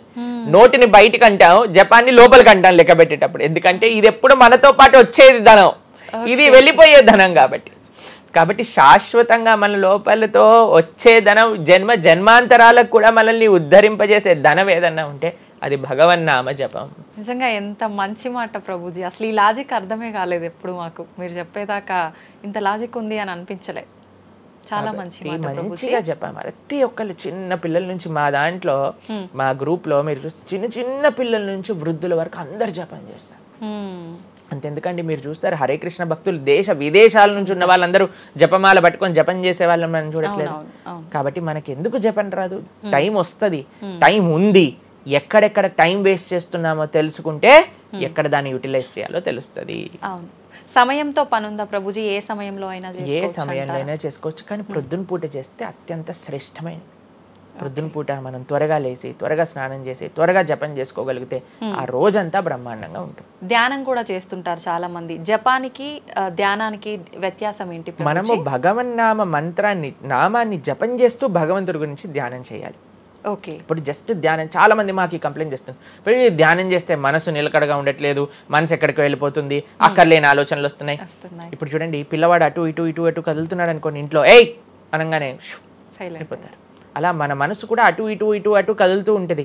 కానీ ఎప్పుడైతే మనం మంత్రంతో ధ్యానం చేస్తామో అప్పుడు మనసు ఇలా వెళ్ళిపోయింది అనుకోండి పక్కకి, హరే కృష్ణ అనగానే ఆ మనసు వచ్చేస్తుంది, వామ్మో వీడు కాన్షియస్గా ఉండండి నేను అటు ఇటు వెళ్తుంటే. కాబట్టి మనసు కూడా మనం ఆ నామం పట్ల మనం ధ్యానం చేయొచ్చు. ఎప్పుడైతే మనం నామాన్ని మంచిగా జపం చేస్తామో ఆ నామంలోంచే భగవంతుడి యొక్క రూపం, గుణం, లీల అవన్నీ కూడా ప్రకాశితం అవుతాయి. కానీ ఫస్ట్ మనం ధ్యానం నామం పైన పెట్టాలి. మన ఉచ్చారణ కరెక్ట్గా ఉందా, మనం చక్కగా ఆ నామాన్ని వింటున్నామా, దీనిపైన ధ్యాస ఉండాలన్నమాట. నిజంగా చాలా మంది ధ్యానం చేసేటప్పుడు ఆ ఏకాగ్రత అనేది రావట్లేదు, ఎన్నిసార్లు ప్రయత్నించినా అంటుంటారు కదా ప్రభుజీ. ఏం చేయాలంటారు ఆ ఏకాగ్రత రావాలంటే? ప్రాక్టీస్ చేయాలి. అభ్యాసేనతు కౌంతేయ, అభ్యాసం చేయాలి. ఇదేదో చాలా మంది ఏం చేస్తారు తెలుసా అండి, ప్రభుజీ నేను 3 రోజుల నుంచి జపం చేస్తున్నా కానీ నాకు ఆ రుచి కలగట్లేదు. అయ్యా 300 కోట్ల జన్మలు తీసుకున్నాం మనము, ఆ జన్మాంతరాల్లో ఉండే వాసనలు ఉన్నాయి కదా, కొద్దిగైనా మనం సమయం ఇవ్వాలి భగవంతుడి యొక్క నామం. ఇప్పుడు మురికి పట్టిన ఒక క్లాత్ ఉందనుకోండి, ఇంకులో ముంచేసిన క్లాత్ ఉందనుకోండి, దాన్ని ఇచ్చాను అనుకోండి, ఇప్పుడు ఒక్క ఉతుకుల్లో పోతుందా ఇంకంతా? ఒక ఉతుకు తర్వాత ఇంకో ఉతుకు తర్వాత ఇంకో కొద్దిగా వెళ్తూ ఉంటుంది, కొద్దిగా వెళ్తూ ఉంటుంది. కొన్నిసార్లు మనకి ఫస్ట్ 3-4 వాషెస్లో తెలియదు అసలు పోయిందా లేదా. పోతుంది కానీ మనకు అంత ఎవిడెంట్గా కనిపించదు. కానీ 10, 15, 20, 30 సార్లు అయ్యాక తెలుస్తుంది. 100 సార్లు అయ్యాక మళ్ళీ మనకి తెల్లగా ఆ క్లాత్ బయటికి వచ్చేస్తుంది. అలానే మనం కూడా ప్రయత్నం చేస్తూ ఉండాలి. ఇన్ని జన్మలు మనం మాయకి ఇచ్చేసి ఒక జన్మలో 3 రోజులు మనం భగవన్నామాన్ని జపం చేసి ఇప్పుడు నాకేం కలగలేదు అని అంటే ఎలా చెప్పండి? ఆ నిష్ఠ, ఆ సిన్సియారిటీ ఇవ్వాలి టైం మనకి. ఎలాగైతే మీరు టైం దీనికి ఇచ్చారో అలానే టైం భగవంతుడు కూడా ఇవ్వాలి. తప్పకుండా ఆ ప్రాసెస్లో తప్పులేదు. మన సిన్సియారిటీ ఎంత సిన్సియర్గా మనం చేస్తే అంత తొందరగా మనకు కృప అనేది లభిస్తుంది. ఓకే ప్రభుజీ, పునర్జన్మలు అని అంటుంటారు. పునర్జన్మలు ఉంటాయా? ఇందాక మీరు చెప్పినట్టు ఎన్నో జన్మల వాసనలు మనకి జన్మలో కూడా అవి ఉంటాయి అని చెప్పన్నారు కదా, ఆ వాసనలకు సంబంధించిన ఆ లైఫ్ని మళ్ళీ ఈ జన్మలో మనం అనుభవిస్తామా? తప్పకుండా. మీరు అంతెందుకండి, మీరే ఎన్నోసార్లు మీ జీవితంలో కొంతమందిని కలిసి ఉంటారు, వాళ్ళు చెప్తారు ఇది ఈ జన్మలోంచి కాదు, పక్కా వీడి పోయిన జన్మలోదే ఈ లక్షణం. ఎందుకంటే చాలా మంది అంటారు మా ఇంట్లో ఎవరండి ఇలా ఉండరండి కానీ వీడికొక్కటే ఈ గుణం వచ్చింది అని అంటూ ఉంటారు. మనం చాలాసార్లు చూస్తాం చిన్న పిల్లలకి వాళ్ళకి మనకు నేర్పించకుండానే ఒక టాలెంట్ వచ్చేస్తుంది. వాళ్ళు ఆ విధంగా నేను మొన్న బృందావనం వెళ్ళినప్పుడు మేము చూసాం, అక్కడ చిన్న పిల్లవాడండి, నాకు తెలిసి 3-4 సంవత్సరాలు ఉంటాయి, 250 కంటే ఎక్కువ ట్యూన్లలో హరే కృష్ణ మంత్రాన్ని పాడుతున్నాడు ఆయన. వాళ్ళ పేరెంట్స్ని అడిగాం, అయ్యా ఎలా నచ్చింది? ప్రభుజీ మేమేం తెలియదు ప్రభుజీ, చిన్నప్పటి నుంచి హార్మోనియం దగ్గరికి వెళ్ళి టిక్ టిక్ టిక్ టిక్ అనేవాడు, వాడే పాడుతున్నాడు, వాడికి మొత్తం హార్మోనియం ఎవ్వరు నేర్పించలేదు, వాడే పాడుతున్నాడు అని. అలా ఎన్నో మీరు డాక్టర్ ఐన్ స్టీవెన్సన్ మీరందరూ ఇంటర్నెట్ ఉంది కదా, మీ అందరికి ఫోన్లు ఉన్నాయి కదా, డాక్టర్ ఐన్ స్టీవెన్సన్ అని నొక్కండి. 2500 కంటే ఎక్కువ కేసుల పైన ఆయన రీసెర్చ్ చేశారు. రీఇన్కార్నేషన్, పునర్జన్మ కలిగిన కేసెస్లో అనమాట. కాబట్టి మీరు జస్ట్ రీఇన్కార్నేషన్ కేసెస్ అని మీరు యూట్యూబ్లో టైప్ చేస్తే ఎన్నో వస్తాయి మీకు. కాబట్టి పునర్జన్మ ఉన్నది. పునర్జన్మ సిద్ధాంతాన్ని ప్రస్తావన చేసి వాటిని నమ్మకం ఉన్న వాళ్ళే సనాతన ధర్మానికి సంబంధించిన వాళ్ళు అనమాట. కాబట్టి ఏది కూడా మనకి స్పాంటేనియస్గా రాదు, అంతా కూడా కర్మ. Whatever we do that comes around అనమాట. కాబట్టి ఈ పునర్జన్మ సిద్ధాంతం అనేది తప్పకుండా ఉన్నది. పునర్జన్మ ఉంటుంది. జన్మాంతరాల వాసనలు అనేవి ఉంటాయి. ఎప్పుడైతే మనం ఆధ్యాత్మిక సాధన, ఎప్పుడైతే మనం భగవద్భక్తి చేస్తామో ఆ వాసనలన్నీ కూడా తొలగిపోతాయి. మనం చక్కగా మంచి ధార్మికమైన వ్యక్తిలా మనం మళ్ళీ మారచ్చు అనమాట. ప్రభుజీ, పునర్జన్మ ఉంటుంది అని అనుకున్నాం మనం.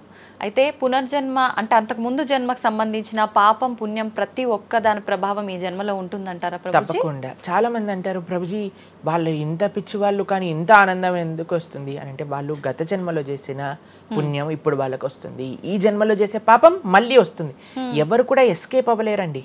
ఇప్పుడు మీరు అనుకుంటున్నారు మనం బాధపడుతున్నాం, గత జన్మలో చేసిన పాపాన్ని ఇప్పుడు మనం అనుభవిస్తున్నాం, ఇప్పుడు మేము మంచి వాళ్ళం ప్రభుజీ, మీకు కూడా వస్తుంది ఆ ఛాన్స్. కాబట్టి ఈ కర్మ సిస్టమ్ ఏదైతే భగవంతుడు ఇది చేశారో దాని నుంచి ఎవ్వరు ఎస్కేప్ కాలేరు. ఆయన సిస్టమ్ చాలా పక్కా. ఇక్కడ ఉండే మనం అప్పుడప్పుడు ట్రాఫిక్ సిగ్నల్ ని దాటేసి ట్రాఫిక్ పోలీస్ నుంచి ఎస్కేప్ అవ్వచ్చు, కానీ భగవంతుడి యొక్క రేడార్ నుంచి ఎస్కేప్ అవ్వలేదన్నమాట. ఎందుకంటే ఆయన హృదయంలో ఉండే కదా అన్ని నోట్ డౌన్ చేసుకునేది. కాబట్టి తప్పకుండా గత జన్మ పుణ్యము, గత జన్మ పాప ఫలితాలు ఈ జన్మలో అనుభవించాల్సిందే. చాలా మంది మమ్మల్ని అడుగుతారు, ప్రభుజీ నరకానికి తీసుకెళ్తారు కదా. ఆ నరకానికి తీసుకెళ్తారు, మరి నరకంలోనే అంత అయిపోగొడితే మళ్ళీ ఈ జన్మలో ఇవ్వటం ఎందుకు? ఇన్స్టాల్మెంట్లో వస్తాయి, ఈఎంఐస్ కింద కట్టాల్సి వస్తుంది అనమాట మన ఫలితాన్ని. కొద్దిగా నరకంలో, కొద్దిగా ఈ జన్మలో, మళ్ళీ వచ్చే జన్మ. ఒకటేసారి ఆ యొక్క ఫలితాన్ని కానీ ఇచ్చేస్తే మనం తట్టుకోలేము. కాబట్టి భగవంతుడి యొక్క కృప నిజంగా చెప్పాలంటే ఇన్స్టాల్మెంట్స్ లో వచ్చేది. ఇప్పుడు చూడండి, ఒకసారి 10 కోట్లు కట్టాలి అంటే అది ఈజీయా, లేదా ఇన్స్టాల్మెంట్ లో కట్టాలంటే ఈజీయా? అందుకే కదండి అందరు ఈఎంఐలు కావాలండి. అలానే పుణ్యం, అలానే పాపం కూడా. కొద్దిగా స్వర్గంలో అనుభవించు, కొద్దిగా ఇప్పుడు అనుభవించు, మళ్ళీ నెక్స్ట్ జన్మలో అనుభవించు. అది తప్పదు, ప్రతి ఒక్కళ్ళు అనుభవించాల్సిందే. లేకపోతే చెప్పండి, అసలు ఈ జన్మలో ఎందుకు కొంతమంది కష్టాలు అనుభవిస్తున్నారు? కొంతమందికి పుట్టుక నుంచే కష్టం వస్తుంది, కొంతమంది కొన్ని డిఫెక్ట్స్ తో పుడతారు. ఎందుకు? If God is equal to everybody, then why did God create different people differently అని అంటే, భగవంతుడు తయారు చేయలే, భగవంతుడు ఇనిషియేట్ చేశారు ఆ సిస్టమ్ని. దాంట్లో మనం ఏ విధంగా చేస్తే ఆ కర్మ ద్వారా అలా మనం పుట్టవలసి వస్తుంది. కానీ మనము పాస్ట్ గురించి చింత, అయ్యో ఎన్ని పాపాలు చేశానో నాకు ఇది వస్తుంది, దీని గురించి చింత చేయకండి. అయ్యా నేను ఫ్యూచర్లో ఇది చేసి నేను ఇలా చేయబోతుంది, దాని గురించి ఇప్పుడు నీ దగ్గర సమయం ఉంటే నువ్వు ఇప్పుడు ధర్మాచరణ చెయ్యి, ఇప్పుడు భగవంతుడిని ఆశ్రయించు, ఇప్పుడు ధార్మికంగా ఉండు. భగవంతుడు దీన్ని రెండింటినీ తీసేస్తారా, ఆయన యొక్క లోకానికి మనం వెళ్ళవచ్చు. కాబట్టి భగవంతుడు అదే చెప్పారు, సర్వధర్మాన్ పరిత్యజ్య మామేకం శరణం వ్రజ అహం త్వాం సర్వ పాపేభ్యో మోక్షయిష్యామి మా శుచ. ఇది భగవంతుడు ఇచ్చిన ఒక ఆశ్వాసన భగవద్గీతలో. అన్నిటినీ వదిలిపెట్టేసాయి, అన్ని రకాల చెడు వస్తువుల్ని, అన్ని రకాల మంచి, నువ్వు నాకు శరణు వేరు, నేను నీ పాప పుణ్యాలు మొత్తం తీసేస్తాను. యద్గత్వా న నివర్ధంతే తద్ధామ పరమం మమ. భగవంతుడి దగ్గర నుంచి చేరుకున్నాం అనుకోండి, మళ్ళీ ఈ ప్రపంచంలో ఈ యొక్క కష్టాలు ఉండే ఈ నేలపైన మళ్ళీ రావాల్సిన అవసరం లేదు. స్వామితో బ్రహ్మాండంగా స్వామి యొక్క సేవలో సుఖంగా ఉండొచ్చు మరి. ఓకే, అయితే ప్రభుజీ చాలా మంది చెప్తుంటారు అన్ని అనుభవించండి తప్పదు అన్నప్పుడు ఎందుకు భగవంతుని ఆరాధన చెయ్యాలి అని. వాళ్ళందరికీ ఇది మంచి సమాధానం ప్రభుజీ. నిజంగా చాలా మంది ఇదే అంటుంటారు, అంతే కదండి, ఎంత భగవంతుని ఆరాధించినా ఈ కష్టాలు తప్పట్లేదు, అసలు లైఫ్ ఏం చేంజ్ అవ్వట్లేదు, మనశ్శాంతి లేదు, ఎందుకు అసలు ఆరాధించాలని చెప్పి అసలు భగవంతుని పూజించడం కూడా మానేస్తుంటారు. మళ్ళీ ఇప్పుడు ఆపేస్తే మళ్ళీ నెక్స్ట్ ఏంటి అని ఆలోచన చేయాలి. కాబట్టి ఇప్పుడుండే వాటితో మనం ఇది చేసామనుకోండి, ఇంత ధర్మాచరణ కూడా ఆపేశారనుకోండి, ఇంకా ఆ పుణ్య పాప ఖాతాలు అలానే పెరిగిపోతూ ఉంటాయి. కానీ చివరికి వచ్చేది ఈ ప్రపంచంలోకే కదా. కాబట్టి మనకి చెడు చేయటం పనికిరాదు, కేవలం మంచి చేయటం కూడా పనికిరాదు. భగవద్భక్తి అన్నిటికంటే టాప్ మోస్ట్. కాబట్టి మనం ధార్మికంగా ఎంత భగవద్భక్తితో ఉంటే అది మనకి అంత మంచిది. ఓకే ప్రభుజీ, కర్మ సిద్ధాంతం అన్నారు కదా, అసలు కర్మ సిద్ధాంతం అంటే ఏంటి ప్రభుజీ? ఏం చెప్తోంది అసలు? మనం చెయ్యంది మనకి రాదు, మనం చేసింది తప్పకుండా మనకు వస్తుంది. ఇదే కర్మ సిద్ధాంతం. Every action has equal and opposite reaction. Okay okay. ఇలా అయితే ఈ లా ఉందో అదే కర్మ సిద్ధాంతం. అంటే నువ్వు చేసింది ఏదైనా సరే ఆ యొక్క ఫలితం నుంచి తప్పించుకోలేవు. తర్వాత ఏదైతే నువ్వు చేసావో దాని నుంచి తప్పించుకోలేవు. మంచైనా చెడైనా మొన్న అయింది నీకు ఈ రోజు వస్తుంది, ఈ రోజు చేసిన దానికి రేపు వస్తుంది. ఇదే కర్మ సిద్ధాంతం అంటే. కాబట్టి ఎప్పుడు ఇది మన మనసులో ఉండాలి. అరే ఈ రోజు నాకు ఏదైనా బాధ ఉంటే నేను ఏదో చేశానేమో, కాబట్టి ఏదో చేశాము అయిపోయింది, ఈ రోజు ఈ కష్టం వచ్చింది, కృష్ణ నువ్వు నాకు శక్తినివ్వు ఈ కష్టాన్ని ఎదుర్కోవడానికి. ఇప్పటి నుంచి నేను ఇలానే మంచిగా ఉంటాను, ఎప్పుడూ అధర్మం వైపు వెళ్లకుండా ఉంటాను, స్వామి నువ్వే రక్ష అని ఆ ధర్మ చింతన ముందుకు తీసుకెళ్ళటం. ఇప్పుడు కానీ మనం ఆ ధర్మ సంకల్పం చేసుకుంటండి రేపటి రోజున. మరి చాలా మంది అంటే రేపు ఎవరు చూసారో లేదో, అయ్యా రేపు ఎవరు చూసారో లేదో అని కానీ మీ పిల్లవాడు చెప్పి నేను ఇప్పుడు కష్టపడను, రేపు నాకు ర్యాంక్ వచ్చాక నాకు ప్లేస్మెంట్ వస్తుందో లేదో నాకేం గ్యారంటీ ఉంది కాబట్టి నేను చదవను అన్నాడు అనుకోండి, ఏం చెప్తారు మీరు? నాన్న నువ్వు ప్లేస్మెంట్ గురించి బాధపడకు, ఫస్ట్ నీ కర్తవ్యం చదవటం నువ్వు చదువు, దాని తర్వాత నీకు వస్తే వస్తుంది, నీ జీవితం సెటిల్ అవుతుంది. అంతే కదండి. మనం కూడా లేదు రేపు ప్రొద్దున ఎవరు చూసారు స్వర్గాన్ని నరకాన్ని కాబట్టి నేను ఇప్పుడు ధర్మాచరణ చెయ్యను అని అంటే మీ పిల్లవాళ్ళు కూడా ఎక్కడైతే చదవను అని అంటారో అలానే మనం కూడా తయారవుతాం. చాలా మంది అండి పెద్దవాళ్ళు పిల్లలకి మాత్రం మంచి నీతులు చెప్తారు, కానీ వాళ్ళ దగ్గరకు వచ్చేసరికి వాళ్ళు ఆచరించడానికి రెడీగా ఉంటారు అనమాట. కాబట్టి మీరు ఒక్క విషయాన్ని ఆలోచించండి, మీరు ఏం చెప్తున్నారో అది మీరు ఫాలో అవుతున్నారా? పెద్దలు ఫాలో అవుతేనే అది పిల్లలు ఆచరిస్తారు, లేకపోతే ఆచరించరు. పిల్లలకి స్కూల్ ఎలానో మనకి భగవంతుడి యొక్క సృష్టి చేసిన ఈ ధర్మం అలాంటిది. కాబట్టి ఈ రెండిట్లో మనం చాలా జాగ్రత్తగా ఉండాలి. ప్రభుజీ చాలా మంది ఏ పని చేయాలన్నా కూడా ముందు వెనుక ఆలోచించి ప్రతిదీ జ్యోతిష్యాన్ని పట్టి దాని ప్రకారంగానే పనులు చేస్తూ ఉంటారు. నిజంగా జ్యోతిష్యాన్ని నమ్మొచ్చు అంటారా? జ్యోతిష్యం 100% కరెక్టే, కానీ జ్యోతిష్యాన్ని నువ్వెంత సీరియస్గా తీసుకోవాలి అది ఆలోచించాల్సిన విషయం. జ్యోతిష్య శాస్త్రం అది, శాస్త్రం ఎప్పుడూ కూడా కరెక్టే, కానీ మనకి ఎంత అవసరం అది. ప్రతిరోజు ప్రొద్దున లేవంగానే రాశి ఫలాలు ఏమైపోయాయి అని కొంతమంది చదువుతూ ఉంటారు. ప్రతి చిన్న విషయానికి ఈ రోజు ఏమైంది, ఈ రోజు ఎలా ఉంది, ఆ రోజు ఎలా ఉంది, సండే పేపర్లో వచ్చింది, ఇంకా ఈ వారం ఎలా ఉండబోతుంది, ఇవన్నీ నీకు అవసరం లేదయ్యా. నువ్వు ధర్మాచరణ చెయ్యి, భగవంతుడి పట్ల నమ్మకం పెట్టుకో, ఆయన చూసుకుంటాడు. భక్తులు ఎవరు కూడా అలాంటి విషయాలని సీరియస్గా తీసుకోరండి. ఎందుకంటే బృందావనంలో ఒక భక్తులు ఉన్నారనమాట. ఆయన అంటారు, మొత్తం అన్ని గ్రహాలు నీకు అనుకూలంగా ఉండి నువ్వు కృష్ణ భక్తుడివి కానీ అవ్వకపోతే అన్ని గ్రహాలు అనుకూలంగా ఉండి నీకేం లాభం. తర్వాత అంటాడు, అన్ని గ్రహాలు ప్రతికూలంగా ఉండి కానీ నువ్వు కృష్ణ భక్తుడు అయితే ఏవి నిన్ను ఏం చేయలేవు. ఎందుకంటే భగవంతుడు అలాంటి రక్షణ ఇస్తాడనమాట మనకి. భగవంతుడి దగ్గర ఆ శక్తి ఉన్నది. కాబట్టి మనము దేన్ని ఎంత సీరియస్గా తీసుకోవాలి? మనకి కావాల్సినది ఆధ్యాత్మికత, భక్తి. భగవంతుడి గురించి విన్నామా, భాగవత రామాయణాదులు శ్రవణం చేశామా, స్వామికి ఆరాధన చేసుకున్నామా, ఆలయానికి వెళ్ళామా, గోసేవ చేశామా, ధార్మికంగా ఉన్నామా, ఎవరికి ఏం చెడు చేయలేదా, మంచి అందరి గురించి కూడా మంచి ఆలోచిస్తున్నామా, ఒకళ్ళతో మంచిగా మాట్లాడుతున్నామా, ఎవరికి చెడు చేయట్లేదా, ఇంతవరకు నీ ఆలోచన ఉంటే సరిపోతుందండి. ఈ ధర్మచింతన మనకు కావాలి. అంతేకాని ఏమవుతుంది, నా రాసి ఏంటి, ఇదేంటి, ఇప్పుడు అంత పిచ్చి జనాలకి ఎలా పెరిగిపోయిందంటే ఒకళ్ళు అంటారు ఈ ఉంగరం పెట్టుకోమంటారు, ఒకళ్ళు అంటారు ఇలా నీ పేరు రాయి అంటారు, ఒకళ్ళు అంటారు నీ పేరులో ఏ ఏ ఏ ఏ ఎక్స్ట్రా రాయమంటారు. ఇవన్నీ ఏంటి మారిపోయాయి? ఇవన్నీ మార్చుకొని నీ ఆచరణ కానీ మారకపోతే, నీ థింకింగ్ కానీ మారకపోతే, నీ ధర్మం పట్ల ఉండే అనిరుక్తి కానీ పెరగకపోతే ఇవన్నీ చేసి ఏం లాభం? కాబట్టి మనం ఎసెన్స్ ఆఫ్ ధర్మ భగవంతుడి ఆరాధన. సవై పుంసాం పరో ధర్మో యతో భక్తిర్ అదోక్షజే. అటువంటి స్వామిని ఆశ్రయించటంలో మన టైం పెట్టాలి, కానీ ఇలాంటి చిన్న చిన్నవి చూసుకోవటం, వీటి కోసం మనం సమయాన్ని వేస్ట్ చేసుకోవటం మంచిది కాదు. జ్యోతిష్యం కరెక్టా? 100% కరెక్ట్. నీకెంత కావాలి అది నువ్వు ఆలోచన చేసుకో. పెళ్లి చేసుకోవాలి, గృహ ప్రవేశం చేసుకోవాలి, ఏదైనా పెద్ద ఉంటే అప్పుడు మీరు చూడాలి ముహూర్తం, వివాహం చేసుకోవటం కానీ లేదా ఏమంటాం మన గృహ ప్రవేశాది పెద్ద పెద్ద కార్యములకి చూసుకొస్తే ప్రతిరోజు ప్రతి క్షణం ప్రతి వారం ప్రతి నెల చాలా మందికి పొద్దున్నే చూడండి అసలు రోజు గడవదు. ఇలాంటి పిచ్చి పనులు ఆపాలి. ఫస్ట్ ప్రొద్దున పూట లేచి భగవంతుడి దగ్గరికి వెళ్ళి భగవంతుడికి నమస్కారం చేసి జపం చేసుకొని ధ్యానం చేసుకొని ఆలయానికి వెళ్ళి దర్శనం చేసుకొని భగవత్ చింతనలో ఉండండి. రోజులో ఏ కష్టం వస్తుందో దాన్ని ఎలా ఎదుర్కోగల ఆ శక్తిని వస్తుంది. అంతేగాని ఏమున్నాయి రాశి ఫలాలు చదవటం వల్ల ఏం అవ్వదండి. కాబట్టి సొల్యూషన్ పైన కాన్సన్ట్రేట్ చేయండి, ప్రాబ్లం కోసం విశ్లేషణ చేయకూడదు.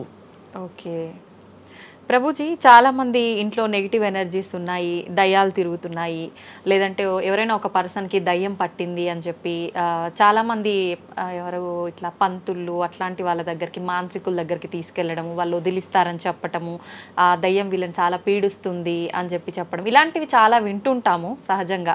ఇదంతా నిజమే అంటారా ప్రభుజీ? అసలు దయ్యాలు అనేవి ఉన్నాయంటారా? ఆత్మలు దయ్యాలు ఇవన్నీ ఉన్నాయండి, అది లేవు అని చెప్పలేము, ఉన్నాయి తప్పకుండా. ఎలా అయితే మీరు నెగిటివ్ ఎనర్జీ అంటారు కదా, నెగిటివ్ ఎనర్జీ ఎక్కడికి వస్తుందో తెలుసా అండి? నెగిటివ్ పీపుల్ దగ్గరకు వస్తుంది. ఎవరైతే ఎమోషనల్గా, ఎవరైతే స్పిరిచువల్గా, ఎవరైతే ఫిజికల్గా వర్నలబుల్గా ఉంటారో వాళ్ళ దగ్గరకు వస్తుంది. ఎవరైతే ఇంట్లో భగవద్ ఆరాధన ఉండదో, పూజ రూమ్లో ఏమీ లేకుండా చాలామంది ఇప్పుడు మాకు చాలా విచిత్రం అనిపిస్తుంది కొన్నిసార్లు. మాకు ఈ ఇంటర్నెట్లో వీడియో చూసినప్పుడు వీళ్ళు చర్చ్లో ఉండే వాళ్ళందరూ దయ్యాలను వదిలిస్తూ ఉంటారనమాట. మాకు చాలా ఆశ్చర్యం ఏంటంటే వీళ్ళకి ఎందుకు దయ్యాలు పడుతున్నాయి అని. కాబట్టి ఎందుకు దయ్యాలు ఎవరైతే పర్సనాలిటీస్లోకి వెళ్తాయో తెలుసండి? ఎవరైతే క్లీన్లీనెస్ మెయింటైన్ చేయరో, ఓకే, ఎవరైతే సమయానికి స్నానం చేయటం కానీ, సమయానికి శుచిగా శుభ్రంగా ఇల్లు శుభ్రంగా ఉంచుకోవటం కానీ, దేవాలయంలో భగవంతుడి యొక్క మూర్తులకి చక్కగా ఆరాధన చేసి ధూపం దీపం నైవేద్యం తోరణం ఉత్సవాలు పండగలు యజ్ఞాది యాగాదులు ఇవన్నీ ఉన్న చోట ఎప్పటికీ నెగిటివ్ ఎనర్జీ అనేది ప్రవేశించలేదు. ఓకే. కానీ ఎక్కడైతే జనాలు డిమ్గా డల్గా ఎటువంటి వైబ్రెన్స్ లేకుండా ఎప్పుడు ఎమోషనల్ వర్నలబుల్గా బాధల్లో ఉంటూ ఏ ఆధ్యాత్మికంగా లేకుండా ఇల్లంతా గందరగోళంగా చెత్త చెదారంతో ఎప్పుడైనా సరే ఫ్రెష్ ఫుడ్ కాకుండా స్టేల్ ఫుడ్, బయట సోర్స్ తెలియని ఫుడ్ వాటిని తినటం వల్ల అలాంటి మెంటాలిటీస్, అలాంటి నెగిటివ్ ఎనర్జీ ఈజీగా ఇటువంటి నెగిటివ్ ఎన్వైరన్మెంట్లోకి వచ్చేస్తుంది అనమాట. ఓకే. కానీ ఎప్పుడైతే మనం వైబ్రెంట్గా భగవన్నామ చక్కగా బొట్టు పెట్టుకొని చక్కగా మంచిగా సాంప్రదాయంగా రెడీ అయ్యి చీర సాంప్రదాయం మన సాంప్రదాయం మన చీర అండి. భారతీయత మగవాళ్ళైతే ధోతి కుర్తా ఇంతకుముందు ఉండేది, శిఖ ఎంత చక్కగా బొట్టు పెట్టుకొని చక్కగా అలంకరణ చేసుకొని ఇంట్లోకి వెళ్ళంగానే అసలు ఆ ధూపం యొక్క సువాసన వచ్చి చక్కగా పసుపచ్చతో మన గడప నుంచి స్టార్ట్ చేస్తే పైన తోరణం కింద ముగ్గులు, అసలు ఒక సనాతన సాంప్రదాయం. ఒక హిందూ యొక్క ఇంటికి వెళ్తే ఏ దయ్యం అలాంటి ఇంట్లోకి వెళ్ళగలుగుతుంది చెప్పండి? మన సినిమాలలో మీరు చూసి ఉంటారు, దయ్యాలు ఎక్కడుంటాయి? పాతబడ్డ బంగ్లాలలో, ఎక్కడో క్లోజ్ చేసిన గెస్ట్ హౌస్లలో ఉంటాయి, అంతేనా? నిజం ప్రభుజీ. ఏదైనా దేవాలయంలో దయ్యం ఉండటం మీరు చూసారా ఎక్కడైనా? ఎందుకు ఉండదు? ఎందుకంటే అక్కడ భగవద్ ఆరాధన జరుగుతుంది కాబట్టి. ఏ ఇంట్లో అయితే నిరంతర భగవద్ ఆరాధన ఉంటుందో, ఏ ఇల్లు అయితే వైబ్రెన్స్ గా ఇంటి బయట ముగ్గు నుంచి ప్రారంభమై ఇంటి లోపల దేవాలయంలో దీపము నిరంతరము కూడా ఉంటుందో, భగవద్ ఆరాధన జరుగుతుందో, భగవన్నామ జపం జరుగుతుందో, శాస్త్రాన్ని పారాయణ చేస్తున్న విష్ణు సహస్రనామం, హరే కృష్ణ మహామంత్ర కీర్తన యజ్ఞము యాగము ఉత్సవాలు చేస్తూ అటువంటి ఇంట్లో అటువంటి వ్యక్తులకి ఎప్పుడూ రాలేదండి. ఎవరైతే తన నుదిటిన తిలకాన్ని అలంకరణ చేసుకొని చక్కగా సాంప్రదాయంగా ఉంటారో, శుచి శుభ్రత పాటిస్తారో, చక్కగా ఆలయానికి వెళ్ళి గోసేవ చెప్పండి, అలాంటి వాళ్ళకి ఎప్పుడైనా ఇలాంటి నెగిటివ్ ఎనర్జీ అటాక్ అవుతుంది అంటే అస్సలు కాదు. ఎవరైతే గ్లూమీగా డిప్రెస్డ్గా ఏం లేకుండా ఏ వస్త్రాలు పడితే ఆ వస్త్రాలు వేసుకోవటం, దేవుడు కొంతమంది ఆలయంలోకి వెళ్ళామనుకోండి, ఇంట్లో పూజ రూమ్లోకి వెళ్ళామనుకోండి, పండగ నుంచి పండగ మాత్రమే దీపం పెడతారు, లేదా అస్సలు ఆ పూలు అలానే ఉంటాయి 15-20 రోజుల వరకు. అవును ప్రభు. అలాంటి ఇంట్లో నెగిటివ్ ఎనర్జీ రాకపోతే ఇంకేమొస్తుంది చెప్పండి? కాబట్టి నెగిటివ్ ఎనర్జీ ఉందా? ఈ దయ్యాలు ఆత్మలు ఉన్నాయా? ఉన్నాయి. ఎవరి దగ్గరికి వెళ్తాయి? అటువంటి మెంటాలిటీ ఉన్న వాళ్ళ దగ్గరికి మాత్రమే వెళ్తాయి. ఓకే. మనం కానీ ఎప్పుడైతే మనకి రక్షణ, అందుకే మనం తులసి మాల వేసుకుంటాం. తులసి మాల ఇప్పుడు చూడండి, మేము నరసింహ కవచాన్ని ధరించామన్నమాట. ఇవన్నీ నరసింహ ఆరాధన, నరసింహ కవచాన్ని ఎప్పుడైతే మనం చేస్తామో, ఎప్పుడైతే మనం భగవన్నామ స్మరణ చేస్తామో తులసి మాల ధరించాలి. తులసి మాల చాలా మంది ఇప్పుడు ధరిస్తున్నారు కానీ నియమాలను పాటించట్లేదు. ఏంటి నియమాలు? తులసి మాల వేయాలి అని అంటే మనము భగవత్ ప్రసాదాన్ని మాత్రమే నైవేదన చేసి తీసుకోవాలి, మాంసాహారాన్ని తినకూడదు, ఎల్లిపాయలు ముట్టుకోకూడదు. ఇవన్నీ కూడా నెగిటివ్ థింగ్స్ అన్నమాట, తామసిక రాజసికమైన విషయాలు. కాబట్టి ఇవి చక్కగా ఇవన్నీ మానేసామనుకోండి. తులసిమాల ధరించడం అంటే ఏంటి అంటే చూపిస్తున్నాం అనమాట, మన దగ్గర ఎటువంటి తామసిక రాజసిక ప్రవృత్తులు లేవు, మేము సిద్ధ సాత్విక ప్రవృత్తిలో ఉన్నాం. దయ్యం అక్కడ నుంచి వచ్చింది కూడా యూటర్న్ తీసుకొని వెళ్ళిపోతుంది అనమాట ఇవి చూడంగానే. కాబట్టి అది చాలా ముఖ్యం. ఎప్పుడైతే మన ఆచరణ బాగుంటుందో, ఎప్పుడైతే మనం ధార్మికంగా ఉంటామో, ఎప్పుడైతే భగవద్భక్తులై ఉంటామో, ఏ నెగిటివ్ ఎనర్జీ మనల్ని ఏం చేయలేదు. ఓకే, మొత్తానికి ఉన్నాయి దయ్యాలు, ఉన్నాయి, జాగ్రత్త. మనం మంచిగా భక్తి పరంగా ఉండండి, ధార్మికంగా ఉండండి, చక్కగా ధర్మాచరణ చేయండి, మీకేం భయం లేదు. కానీ ఎక్కడైతే ఇవన్నీ జరగవో అక్కడ ఉంటాయి. అందుకే ఆధ్యాత్మిక మార్గంలో నడవాలి అందరం కూడా. కృతజ్ఞతలు ప్రభుజీ, నిజంగా చాలా మంచి మంచి విషయాలు తెలుసుకుంటున్నాం మీ ద్వారా, ఇంకా ఇంకా తెలుసుకోవాలని కోరుకుంటున్నాం. ధన్యవాదాలు ప్రభుజీ. హరే కృష్ణ. హరే కృష్ణ. మన సనాతన ధర్మం యొక్క విలువలని రోజు రోజుకు ఎంతో మంది పెద్దవాళ్ళు ఇలా ఉండాలి, అలా ఉండాలి, మన ధర్మం ఇది చెప్పింది, మనం ధర్మ మార్గంలో నడవాలంటే ఇవి పాటించాలి అని ఎన్నో రకాల సలహాలు మనకు ఇస్తున్నప్పటికీ అసలు ఆడవాళ్ళ విషయానికి వచ్చేసరికి చాలా రకాల అరాచకాలు అనేవి జరుగుతూనే ఉన్నాయి. మనకు స్వాతంత్రం వచ్చింది, ఆడది అర్ధరాత్రి కూడా తిరిగే అంత స్వాతంత్రం వచ్చింది అని అనుకోవటం వరకే కానీ నిజంగా స్వాతంత్రం అనేది రాలేదని చెప్పాలి. చిన్న చిన్న 6 నెలల పసికందుల పైనుంచి కూడా తీసుకుంటే ప్రతి ఒక్క ఆడదైతే చాలు ఏదైనా చెయ్యొచ్చు అనే ఒక రోజుకి ఇప్పుడు ఆడదాని పరిస్థితిని దిగజారు చేస్తున్నారు. అసలు ఇదంతా ఎందుకు జరుగుతోంది?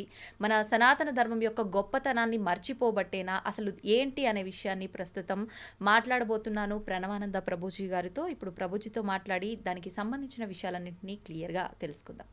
నమస్తే ప్రభుజీ. నమస్కారం అండి. ప్రభుజీ, మనకు ఎంత స్వాతంత్రం వచ్చినా ఎంతోమంది గొప్పవాళ్ళు మీలాంటి వాళ్ళు ఎన్నో రకాలుగా మంచి మంచి విషయాలు తెలియచేస్తున్నా కూడా ఆడవాళ్ళ విషయానికి వచ్చేసరికి వాళ్ళ పైన జరిగే అఘాయిత్యాలు, అరాచకాలు మాత్రం ఏ రోజు తగ్గట్లేదని చెప్పాలి ప్రభుజీ. గత కొన్ని రోజుల నుంచి చూస్తున్నాం, చిన్న చిన్న పిల్లల నుంచి ఉయ్యాలలో ఉన్న పసికందు పై నుంచి కూడా అత్యాచారం జరిగే విషయాలైతే వింటున్నాం. ప్రస్తుతం చూసుకుంటే ఒక 10 రోజుల నుంచి ఒక విషయం అయితే ఎక్కువగా వింటున్నాం. కోల్కతాలో జూనియర్ డాక్టర్ పైన జరిగిన సంఘటన. అసలు అది మాట్లాడడానికే చాలా బాధాకరమైన విషయం. ఎందుకు ప్రభుజీ ఇలాంటివన్నీ ఎందుకు జరుగుతున్నాయి? ఇంత ఘోరమైన పరిస్థితులు తలెత్తుతున్నప్పుడు భగవంతుడు ఎందుకు అవి ఆపటానికి ప్రయత్నం చేయట్లేదంటారు? మీకు ఒక విషయం చెప్తాను. మీరు అన్నారు మీలాంటి వాళ్ళు ఇన్ని విషయాలు చెప్తున్నా సరే ఎందుకు ఈ సమాజం మారట్లేదు అని. మేము ఇన్ని విషయాలు చెప్తున్నా సరే ఎంతమంది వింటున్నారండి? ఎంతమంది తల్లిదండ్రులు తమ పిల్లల్ని ఒక మంచి మార్గంలో మంచి ఎగ్జాంపుల్స్ చూపించి పెంచుతున్నారండి? ఇప్పుడు ప్రస్తుత సమాజంలో ఎలాంటి సీరియళ్ళు నడుస్తున్నాయి, ఎలాంటి సినిమాలు నడుస్తున్నాయి మీకు తెలియదా? స్త్రీని ఒక లేడీని ఎంత ఆబ్జెక్టిఫై చేసి చూపిస్తున్నారు. మనం చూడట్లేదా అండి ఈ ప్రపంచంలో? చూస్తున్నాం. సినిమాలు ఎక్కడైతే స్త్రీలని కొడుతున్నారో, ఎక్కడైతే స్త్రీలని హింసిస్తున్నారో అటువంటివన్నీ సూపర్ డూపర్ హిట్ అయిపోయి 100 రోజులు నడిచిపోయి అందరూ ఎగబడి అలాంటి సినిమాలకు వెళ్ళి చూసేస్తున్నారు కదా. మరి అలాంటి విషయాలను ప్రోత్సహించినప్పుడు మరి ఈ సమాజంలో అలాంటివే కదండి అయ్యేది. మనం ఇంత ప్రార్థన చేస్తూ ఎన్నిసార్లు మనం ఇప్పుడు మిమ్మల్ని మేము ఎలా పిలుస్తాం చెప్పండి? మాతాజీ అని పిలుస్తారు. మాతాజీ అని పిలుస్తాం, అంతేనా? ఎప్పుడైతే మనము ప్రతి ఒక్క స్త్రీని అమ్మ అనే ఒక పేరుతో గౌరవిస్తామో అప్పుడు ఎటువంటి ఇలాంటి భావన రాదండి. ఏ సినిమాలో మీకు ఇలాంటి భావన చూపిస్తున్నారండి? లేదు ఎక్కడ. ఏ సీరియల్ కానీ, ఏ టీవీ ఛానల్లో కానీ, ఏ మూవీ క్రియేషన్లో కానీ స్త్రీ పైన గౌరవము, రెస్పెక్ట్ అనేది ఉంటుందా? ఎంత ఈజీగా ఈ ఒక స్త్రీ అనేది నీ ఎంజాయ్మెంట్ కోసమే పుట్టింది కాబట్టి నువ్వు ఏదైనా చేసుకోవచ్చు. కొట్టినా పర్వాలేదు, తిట్టినా పర్వాలేదు, ఏదైనా పర్వాలేదు, ఎవ్రీథింగ్ ఇస్ నార్మల్ అని లక్షల కోట్లు మీరే ఇచ్చి మీ పిల్లల్ని తీసుకెళ్ళి ఆ సినిమాలను ప్రోత్సహించి ఈరోజు ఇలాంటివి అయినా ఇప్పుడు ఎందుకు అవుతున్నాయి అని మనం ఎలా అడుగుతాం చెప్పండి. మీకు ఒక విషయం చెప్తాను, శాస్త్రంలో ఒక విషయం చెప్పున్నారు. మాతృవత్ పరదారేషు పరద్రవ్యేషు లోష్టవత్ ఆత్మవత్ సర్వభూతేషు యపశ్యతి స పండితః. నిజంగా ఒక వ్యక్తి మంచివాడవుతే, నిజంగా ఒక వ్యక్తి నిజంగా చెప్పాలంటే మగవాడు అని అనాలి అని అంటే మాతృవత్ పరదారేషు, తన భార్య తప్ప మిగతా వాళ్ళందరినీ కూడా ఒక మాతృ స్వభావంతో చూడాలి. మాతృవత్ పరదారేషు పరద్రవ్యేషు లోష్టవత్, వేరే వాళ్ళ యొక్క ధనాన్ని చెత్తతో సమానంగా చూడాలి. నీకెంత భగవంతుడు ఇచ్చాడో అది నాది, వేరే వాళ్ళ ధనం నాకు అవసరం లేదు. ఓకే. ఆత్మవత్ సర్వభూతేషు, నువ్వు ఎలా ట్రీట్ చేయాలి నిన్ను అని అనుకుంటున్నావా అలా వేరే వాళ్ళని ట్రీట్ చేయి నువ్వు ఫస్ట్. అలాంటి వాడు నిజమైన ధీరుడు అని మన శాస్త్రములు చెప్తున్నాయి. ఈ భావన మీరు ఎక్కడైనా సినిమాలో చూసారా, ఎక్కడైనా సీరియల్లో చూసారా, ఎక్కడైనా టీవీలో చూసారా? ఎంటర్టైన్మెంట్ పేరుతో ఈరోజు మొత్తం చిన్న చిన్న పిల్లల యొక్క మనస్సు నుంచి మొత్తం కరప్ట్ చేసేస్తే, ఇప్పుడు చెప్పండి, తప్పు చేసేవాడికి తెలియదా ఇప్పుడు ఒక మర్డర్ చేయటం తప్పు, ఒక స్త్రీని అవమానించటం తప్పు, లేదా ఈవ్ టీజింగ్ తప్పు, ఇవన్నీ తప్పు అని చేసేవాడికి తెలియదా అండి? ఎందుకు చేస్తున్నాడు? ఎందుకంటే వాడు చూసే విషయాలన్నీ కూడా ఉన్నాయి, అది నార్మల్ అనుకుంటున్నాడు. లేదా చేస్తే ఏముంది, లేదా ఇంకొక విషయం ఏంటంటే తన ఇంద్రియాలను కంట్రోల్ చేసుకోలేక చేస్తున్నాడు. ఇప్పుడు మీకు ఒక విషయం చెప్తాను, తప్పు చేసేవాడికి తెలిసి తప్పు చేస్తున్నాడు అని అంటే తన ఇంద్రియ నిగ్రహం లేకపోయింది. ఎందుకు ఇంద్రియ నిగ్రహం లేకపోయింది? ఎందుకంటే ఆయనకి ఎటువంటి ఆధ్యాత్మిక బ్యాకప్ లేదు. మనం పెంచేది కేవలం సుఖం సుఖం సుఖం. నానా చదువుకో, బాగా చదువుకుంటే ఏమొస్తుంది, సుఖపడతావు. కాబట్టి మనం ఎప్పుడైతే సుఖం సెంట్రిక్గా పెంచుతున్నామో వాడు అనుకుంటాడు ఇది కూడా నాకు సుఖమే కదా. ఒక స్త్రీని అవమానించినందుకు దుర్యోధనుడు తొడలు విడిగి కురుక్షేత్ర యుద్ధంలో పడిపోతే కనీసం చూసేవాడు కూడా లేకపోయాడు. రావణాసుడికి 10 తలలు తెగి కింద పడిపోయాయి. మండోదర వచ్చి నీ కర్మ వల్ల నువ్వు ఇలా తయారయ్యావురా నీచుడా అని తిట్టింది లాస్ట్కి. అలాంటి పరిస్థితి వస్తుంది. ఎవరైతే రామాయణ భాగవతాలు చెప్పి పెంచుతారో నాన్న ఇలాంటి తప్పులు చేస్తే ఇలా అవుతుంది. మీకు ఒక విషయం చెప్తానండి, ఈ విషయం చాలామంది అంగీకరించకపోవచ్చు. జనరల్ విషయంగా మనం మాట్లాడుకుంటే మగవారిది ఎంత బాధ్యత ఉన్నదో ఇలాంటి తప్పులు చేయకుండా. ఇప్పుడు ఇది ఒక ఈకో సిస్టమ్ అండి, మనం లాస్ట్ టైం కూడా మాట్లాడుకున్నాం. ఒక తప్పు జరగకూడదు అని అంటే ఒక వ్యక్తి పైన డిపెండ్ అవ్వకూడదు, మొత్తం ఒక సొసైటీ పైన డిపెండ్ అయి ఉంటుంది. తల్లిదండ్రులు ఎలా పెంచుతున్నారు, మనం చూపించే సినిమాలు సీరియళ్ళు వాళ్ళకి ఎక్స్పోజర్ ఏమని ఉన్నది, తర్వాత మన యొక్క ఫ్రెండ్ సర్కిల్ ఎలా ఉన్నది. ఇంకొక విషయం చెప్తాను, ఎంత పురుషుడికి ఎంతైతే ఇంద్రియ నిగ్రహం ఉండాలో, ఎంత రెస్పెక్ట్ఫుల్ యాటిట్యూడ్ ఉండాలో, అంతే ఒక స్త్రీకి కూడా ఆ రకమైన గౌరవం, ఒక డిస్టెన్స్ మెయింటైన్ చేయడం అనేది తెలుసుకోవాలి. ఇలాంటి కేసుల గురించి మాట్లాడట్లేదండి, జనరల్ సొసైటీ గురించి మాట్లాడుతాం. ఎవరికి ఏ హద్దు ఏంటి అని తెలుసుకోవాలి మనం. ఇప్పుడు మీకు ఒక విషయం చెప్తాను, మీరు ఆశ్చర్యపోతారు. ఇప్పుడు నేను కాషాయ వస్త్రం వేసుకున్నాను, భగవంతుడి యొక్క సేవలో ఉన్నా. మేము ప్రోగ్రామ్కి వెళ్ళినప్పుడు కూడా కొంతమంది మమ్మల్ని ప్రభుజీ మీరు మమ్మల్ని పెళ్లి చేసుకుంటారా అని అడిగిన వాళ్ళు కూడా ఉన్నారు, తెలుసా మీకు? అలా ఎలా అడుగుతారు ప్రభుజీ అసలు? అదే నేను చెప్తున్నాను. అందుకే మేము ఎప్పుడు కూడా ఒంటరిగా ఏ ప్రదేశానికి వెళ్ళాం, ఎప్పుడైనా సరే మా డివోటీస్ మాతో పాటు పట్టుకొని వెళ్తాం అనమాట. ఎందుకంటే ఈరోజు వాళ్ళకి ఆ రెస్పెక్ట్ లేదు. నేను చూశాను స్వయంగా కాబట్టి మీకు చెప్తున్నాను. కాబట్టి మనం చాలా జాగ్రత్తగా ఉండాలండి. అందుకే మేము ఎప్పుడు ఎవరితో ఒంటరిగా ఏ స్త్రీతోటి మాట్లాడాం. మీరు మమ్మల్ని గమనించారనుకోండి, ఎప్పుడు కూడా ప్రతి ఒక్కరిని మాతాజీ అని పిలుస్తాం.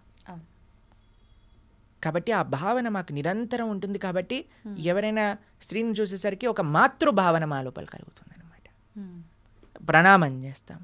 కాబట్టి ఇప్పుడు చూడండి, ఒక హద్దును మెయింటైన్ చేస్తాం. కొన్నిసార్లు మాతో ఫోటో దిగాలి అని వచ్చినప్పుడు కూడా మేము వెంటనే పక్కకి జరిగి నమస్కారం చేస్తాం. అవునా కాదా చెప్పండి? అవును ప్రభుజీ. ఎందుకు అని అంటే ఆ హద్దు అందరూ మెయింటైన్ చేయాలి, ఒక పురుషుడే కాదు ఒక స్త్రీ. ఏ విధంగా అంటే ఒక మన యొక్క వస్త్రధారణ ఎలా ఉన్నది, మనం ఎంత క్యాజువల్ అయిపోతున్నాము, ఎంత డిస్టెన్స్ చేస్తున్నాం అనేది చాలా ముఖ్యంగా చూడాలండి. కాబట్టి మీరు ఒక ఏమంటాం, ఒక పెనం పైన, కాలుతున్న పెనం పైన వెన్న వేశారనుకోండి, కరుగుతుందా లేదా చెప్పండి? ఏయ్ నేను కాలుతాను కానీ నువ్వు కరగద్దు అని అంటారా? వెన్న ఆగగలుగుతుందా అండి? సాధ్యపడదు. కాబట్టి మనం ఈ హద్దును మెయింటైన్ చేయాలి ఒక స్త్రీ యొక్క అందుకే మన సనాతన ధర్మం is a very beautiful society అండి. ఎలా స్త్రీలు ఎలా ఉండాలి, పురుషులు ఎలా ఉండాలి, నీ యొక్క బాధ్యత ఏంటి, నీ యొక్క బాధ్యత ఏంటి, ప్రతి ఒక్కళ్ళకి వాళ్ళ వాళ్ళ బాధ్యతలు చెప్పారండి. రాముడు ఏకపత్ని వ్రతం చేశాడు ఆయన. అలా సీతమ్మ తల్లి అంత పతివ్రత వ్రతం ఆవిడ చేసేది. ప్రతి ఒక్కరికి వ్రతం ఉన్నదండి, పురుషుడికి ఉన్నది, స్త్రీకి ఉన్నది. లేదు పురుషుడు ఒక్కడే చేయాలి, స్త్రీ నేను ఎలా ఉన్నా పర్వాలేదు అని మనం అనకూడదు. అలా అని వాళ్ళు ఏదైనా పర్వాలేదు మనకు బానిసలు అని వీడు అనుకున్నాడు అనుకోండి, పరమ చండాలమైన ఆలోచన అది. కాబట్టి ఈ సొసైటీ మారాలి అని అంటే దేనివల్ల మారుతుంది అని అంటే మనం దేన్ని ప్రోత్సహిస్తున్నాం, దేన్ని చూపిస్తున్నాం, దేన్ని వినిపిస్తున్నాం. మీకు ఒక విషయం చెప్తాను. రామాయణం సీరియల్ చూపించినప్పుడు, ఎప్పుడైతే ఫస్ట్ టైం రామాయణ సీరియల్ భారతదేశంలో చూపించారో, క్రైమ్ రేట్ ఆటోమేటిక్గా తక్కువైపోయిందట. ఎందుకంటే అందరూ రామాయణాన్ని చూస్తున్నారు, అందరూ అందులో ఉండే మంచి విలువలను చూపిస్తున్నారు. దాని తర్వాత ఎప్పుడైతే మీకు ఒక విషయం చెప్తాను, మీరు చాలా ఆశ్చర్యం అనుకోవచ్చు, ఎందుకు ప్రభుజీ సీరియళ్ళని సినిమాలని ఇలా అంటున్నారు అని అంటే దాని యొక్క ప్రభావం ఉంటుంది. రీసెంట్గా మేము ఒక వీడియో చూసాము, అందులో ఒక చిన్న పిల్లవాడిని అడుగుతున్నారు, ఇంత చిన్న వయసు నీది గుట్కా తింటున్నావు, ఏం అవ్వదా నీకు అని అంటే, హీరోకి ఏమవ్వంది నాకెందుకు అవుతుంది అని అన్నాడు. అయితే ఆ హీరోకి ఎందుకు అవుద్ది అంటే, ఆయన తింటున్నాడు కదా యాడ్లలో, ఆయనను చూసే నేను తిన్నా. ఎందుకంటే ఏదైతే చూపిస్తుందో అండి దాని మన పైన ప్రభావం ఉంటుంది. మీకు ఒక విషయం చెప్తాను, మొన్న నేను ఒక రీసెర్చ్ పేపర్ చదివాను, అందులో 52% స్మోకింగ్ ఆన్ స్క్రీన్ పైన చూసి పిల్లలు స్టార్ట్ చేశారట. 52% smokers have seen it on screen. సగానికి ఎక్కువ మంది అప్పుడు నేర్చుకున్నారట. ఇది ఒక అమెరికాలో ఒక రీసెర్చ్ పేపర్, మీరు టైప్ చేయండి ఇంటర్నెట్లో మీకు దొరుకుతుంది. అందుకే మేము చెప్తున్నాం, పిల్లల్ని బాధ్యతాయుతంగా పెంచండి, అటు ఆడపిల్లైనా మగపిల్లవాడే. సంస్కారములు నేర్పించండి. ఫ్యాషన్ అని వెస్ట్రన్ సొసైటీ యొక్క ఫ్యాషన్ని భారతదేశం, మీకు ఒక విషయం తెలుసా అండి, అమెరికాలో పాశ్చాత్య దేశంలో 10-15 పెళ్ళిళ్ళు చేసుకుంటూ పెళ్ళి డైవర్స్, పిల్లవాడు ఎవరు తండ్రో తెలీదు, ఎక్కడో తెలీదు, ఆడవాళ్ళు మొత్తం కూడా బాధపడుతూ గవర్నమెంట్ డబ్బులు ఇస్తే దాంతో బ్రతుకుతూ మెంటల్ హెల్త్తో ప్రాబ్లం అయ్యి ఎన్ని రకాల నానా అఘాయిత్యాలకి గురవుతున్నారు అనేది మీరు పాశ్చాత్య దేశాన్ని అనుకరిస్తే పాశ్చాత్య దేశంలో ఎలా ఉందో ఒకసారి అర్థం చేసుకోండి. ఫ్యాషన్ పేరుతో వెస్టర్న్ వరల్డ్ని మనము ఇమిటేట్ చేయటం కాదండి మనకు కావాల్సింది. మన సనాతన భారతీయ విలువలు మనం పాటిస్తే అది నిజమైన ధైర్యము, అది నిజమైన శక్తిని, నిజమైన ప్రొటెక్షన్ని మనకు కలిగిస్తూ ఉన్నది. కాబట్టి ఎంత మగవారు బాధ్యత వహించాలో అంతే ఆడవారు బాధ్యత వహించాలి. ఇద్దరూ సరిసమానంగా తమ యొక్క బాధ్యతలు, తమ యొక్క హద్దులు తెలుసుకున్నప్పుడే ఈ ప్రపంచం అనేది బాగుంటుంది. దాంతోపాటు స్ట్రిక్ట్ లాస్. ఎప్పుడైతే దుర్యోధనుడు అలా ఆ తప్పు మాట అన్నాడో, ఏమన్నాడండి, కర్ణుడు ఐడియా ఇచ్చాడు తెలుసా మీకు. ఫస్ట్ మహాభారతంలో ద్రౌపదీదేవిని తీసుకొచ్చి వస్త్రాపహరణం చేయమన్న ఐడియా ఎవరిదో తెలుసా? కర్ణుడిది. ఓకే. నేను ఒక వీడియో కర్ణుడి గురించి చేసిన వీడియోలో కింద చూస్తే Karna is emotion, Karna is life, Karna fans, వీళ్ళందరూ కూడా అలాంటి దోవకు చెందిన వాళ్ళు. కేవలం ఒక సినిమా రావటం వల్ల కర్ణుడు గొప్పవాడు అవ్వడండి. కర్ణుడు ఉన్నాడు అని చెప్పినదే మహాభారతం. మహాభారతాన్ని ఏదైతే జరిగినట్టుగా వ్యాసుల వారు దేన్నైతే ప్రస్తావన చేశారో ఆ విషయాలను ఫస్ట్ మనం అర్థం చేసుకోవడానికి ప్రయత్నం చేయాలి. వ్యాసుల వారు ఏమన్నారు, ఎందుకు, ఏం చేశాడు కర్ణుడు అని మన వాళ్ళకండి. అందుకే నేను చెప్తున్నాను కదా, సినిమా యొక్క ప్రభావం ఎంత ఘోరంగా ఉన్నది అనే విషయాన్ని అర్థం చేసుకోవాలి. కాబట్టి ఈ విషయాన్ని మళ్ళీ మీకు ప్రస్తావన చేస్తున్నా. కర్ణుడు అంటున్నాడు, ధర్మమా, నేను రథచక్రాన్ని తీస్తున్న కృష్ణ ఆగాలి, నా పైన బాణం వేయకూడదు అని అంటే ద్రౌపదీదేవిని వస్త్రాపహరణం చేయటం చెప్పటం ధర్మమా నీదిరా? కాబట్టి నీలాంటి ధర్మాధర్మ విచక్షణ లేని వాడికి మేమేంటి ధర్మం చూపించా, వెయ్యి అర్జున బాణము అని అన్నాడు. కాబట్టి ఎవరైతే ఇలాంటి తప్పులు చేస్తారో వాళ్ళకి కఠినమైన ఘోరమైన శిక్ష వేస్తే మిగతా వాళ్ళందరూ భయపడాలి. అలా ఉండాలండి. కాబట్టి గవర్నమెంట్ స్ట్రిక్ట్ యాక్షన్, ఇంకా యాక్షన్ తీసుకోకుండా వాడిని ఏదో కాపాడాలని చూస్తున్నారు కదా, అలా కాకుండా స్ట్రిక్ట్ యాక్షన్ అనేది తీసుకోవాలి. అప్పుడే ఈ యొక్క సొసైటీ అనేది బాగుపడుతుంది. నిజంగా ప్రభుజీ, కఠినమైన శిక్ష పడాలి అని మనం అనుకుంటున్నాం, కానీ చాలామంది ఇలాంటి ఘోరాలు చేసిన వాళ్ళు స్మూత్గా తప్పుకుంటున్నారు, ఎటువంటి శిక్షలు పడకుండా చాలామందిని చూస్తున్నారు. అదే కదండి, అలా ఉండకూడదు. కఠినమైన శిక్ష నిజంగా చెప్పాలంటే అందరి ముందు కానీ వాడిని శిక్షిస్తే ఇంకొకటి భయపడి తీరాలన్నమాట. ఎక్కడైతే ఇలాంటి వాళ్ళకి ఏమి పెద్ద పెద్ద కోర్టు చుట్టూ తిప్పటాలు అవి ఇవి అన్నీ చూపించటాలు ఏం లేదండి. తప్పు చేశాడంటే అందరి ముందు శిక్ష వేసేయాలి, అయిపోతుంది అంతే. అప్పుడు కానీ ప్రపంచం అనేది ఒక భయం అనేది ఎంత భయపెట్టినా ఏదైనా అండి, చివరికి మనం మాత్రం అక్కడ భయపెట్టి ఇక్కడ దాన్నే మనం ఎంతో హ్యాపీగా చూపిస్తూ ఉన్నామనుకోండి, దానివల్ల ఏమీ లాభం లేదండి, మార్పు లేదండి. కాబట్టి మీకు తెలుసు మేము ఏ సినిమాల గురించి మాట్లాడుతున్నామో. కాబట్టి అలాంటి సినిమాలు నడిచినన్ని రోజులు, ఆ సినిమాలన్నింటినీ కూడా మనం చాలా ఎంజాయ్ చేసి చూసినన్ని రోజులు మనం ఏమంటున్నాం, ఇండైరెక్ట్గా నాకు పర్వాలేదు అని అంటున్నాం. ఆ భావన మన లోపల ఉండకూడదు. అంతే. హరే కృష్ణ. హరే కృష్ణ ప్రభుజీ, నిజంగా చాలా చక్కగా వివరించారు. ప్రతి ఒక్కరు కూడా మీరు చెప్పిన విషయాలు పాటిస్తే ఖచ్చితంగా మార్పు ఉంటుంది. ధన్యవాదాలు ప్రభుజీ. హరే కృష్ణ.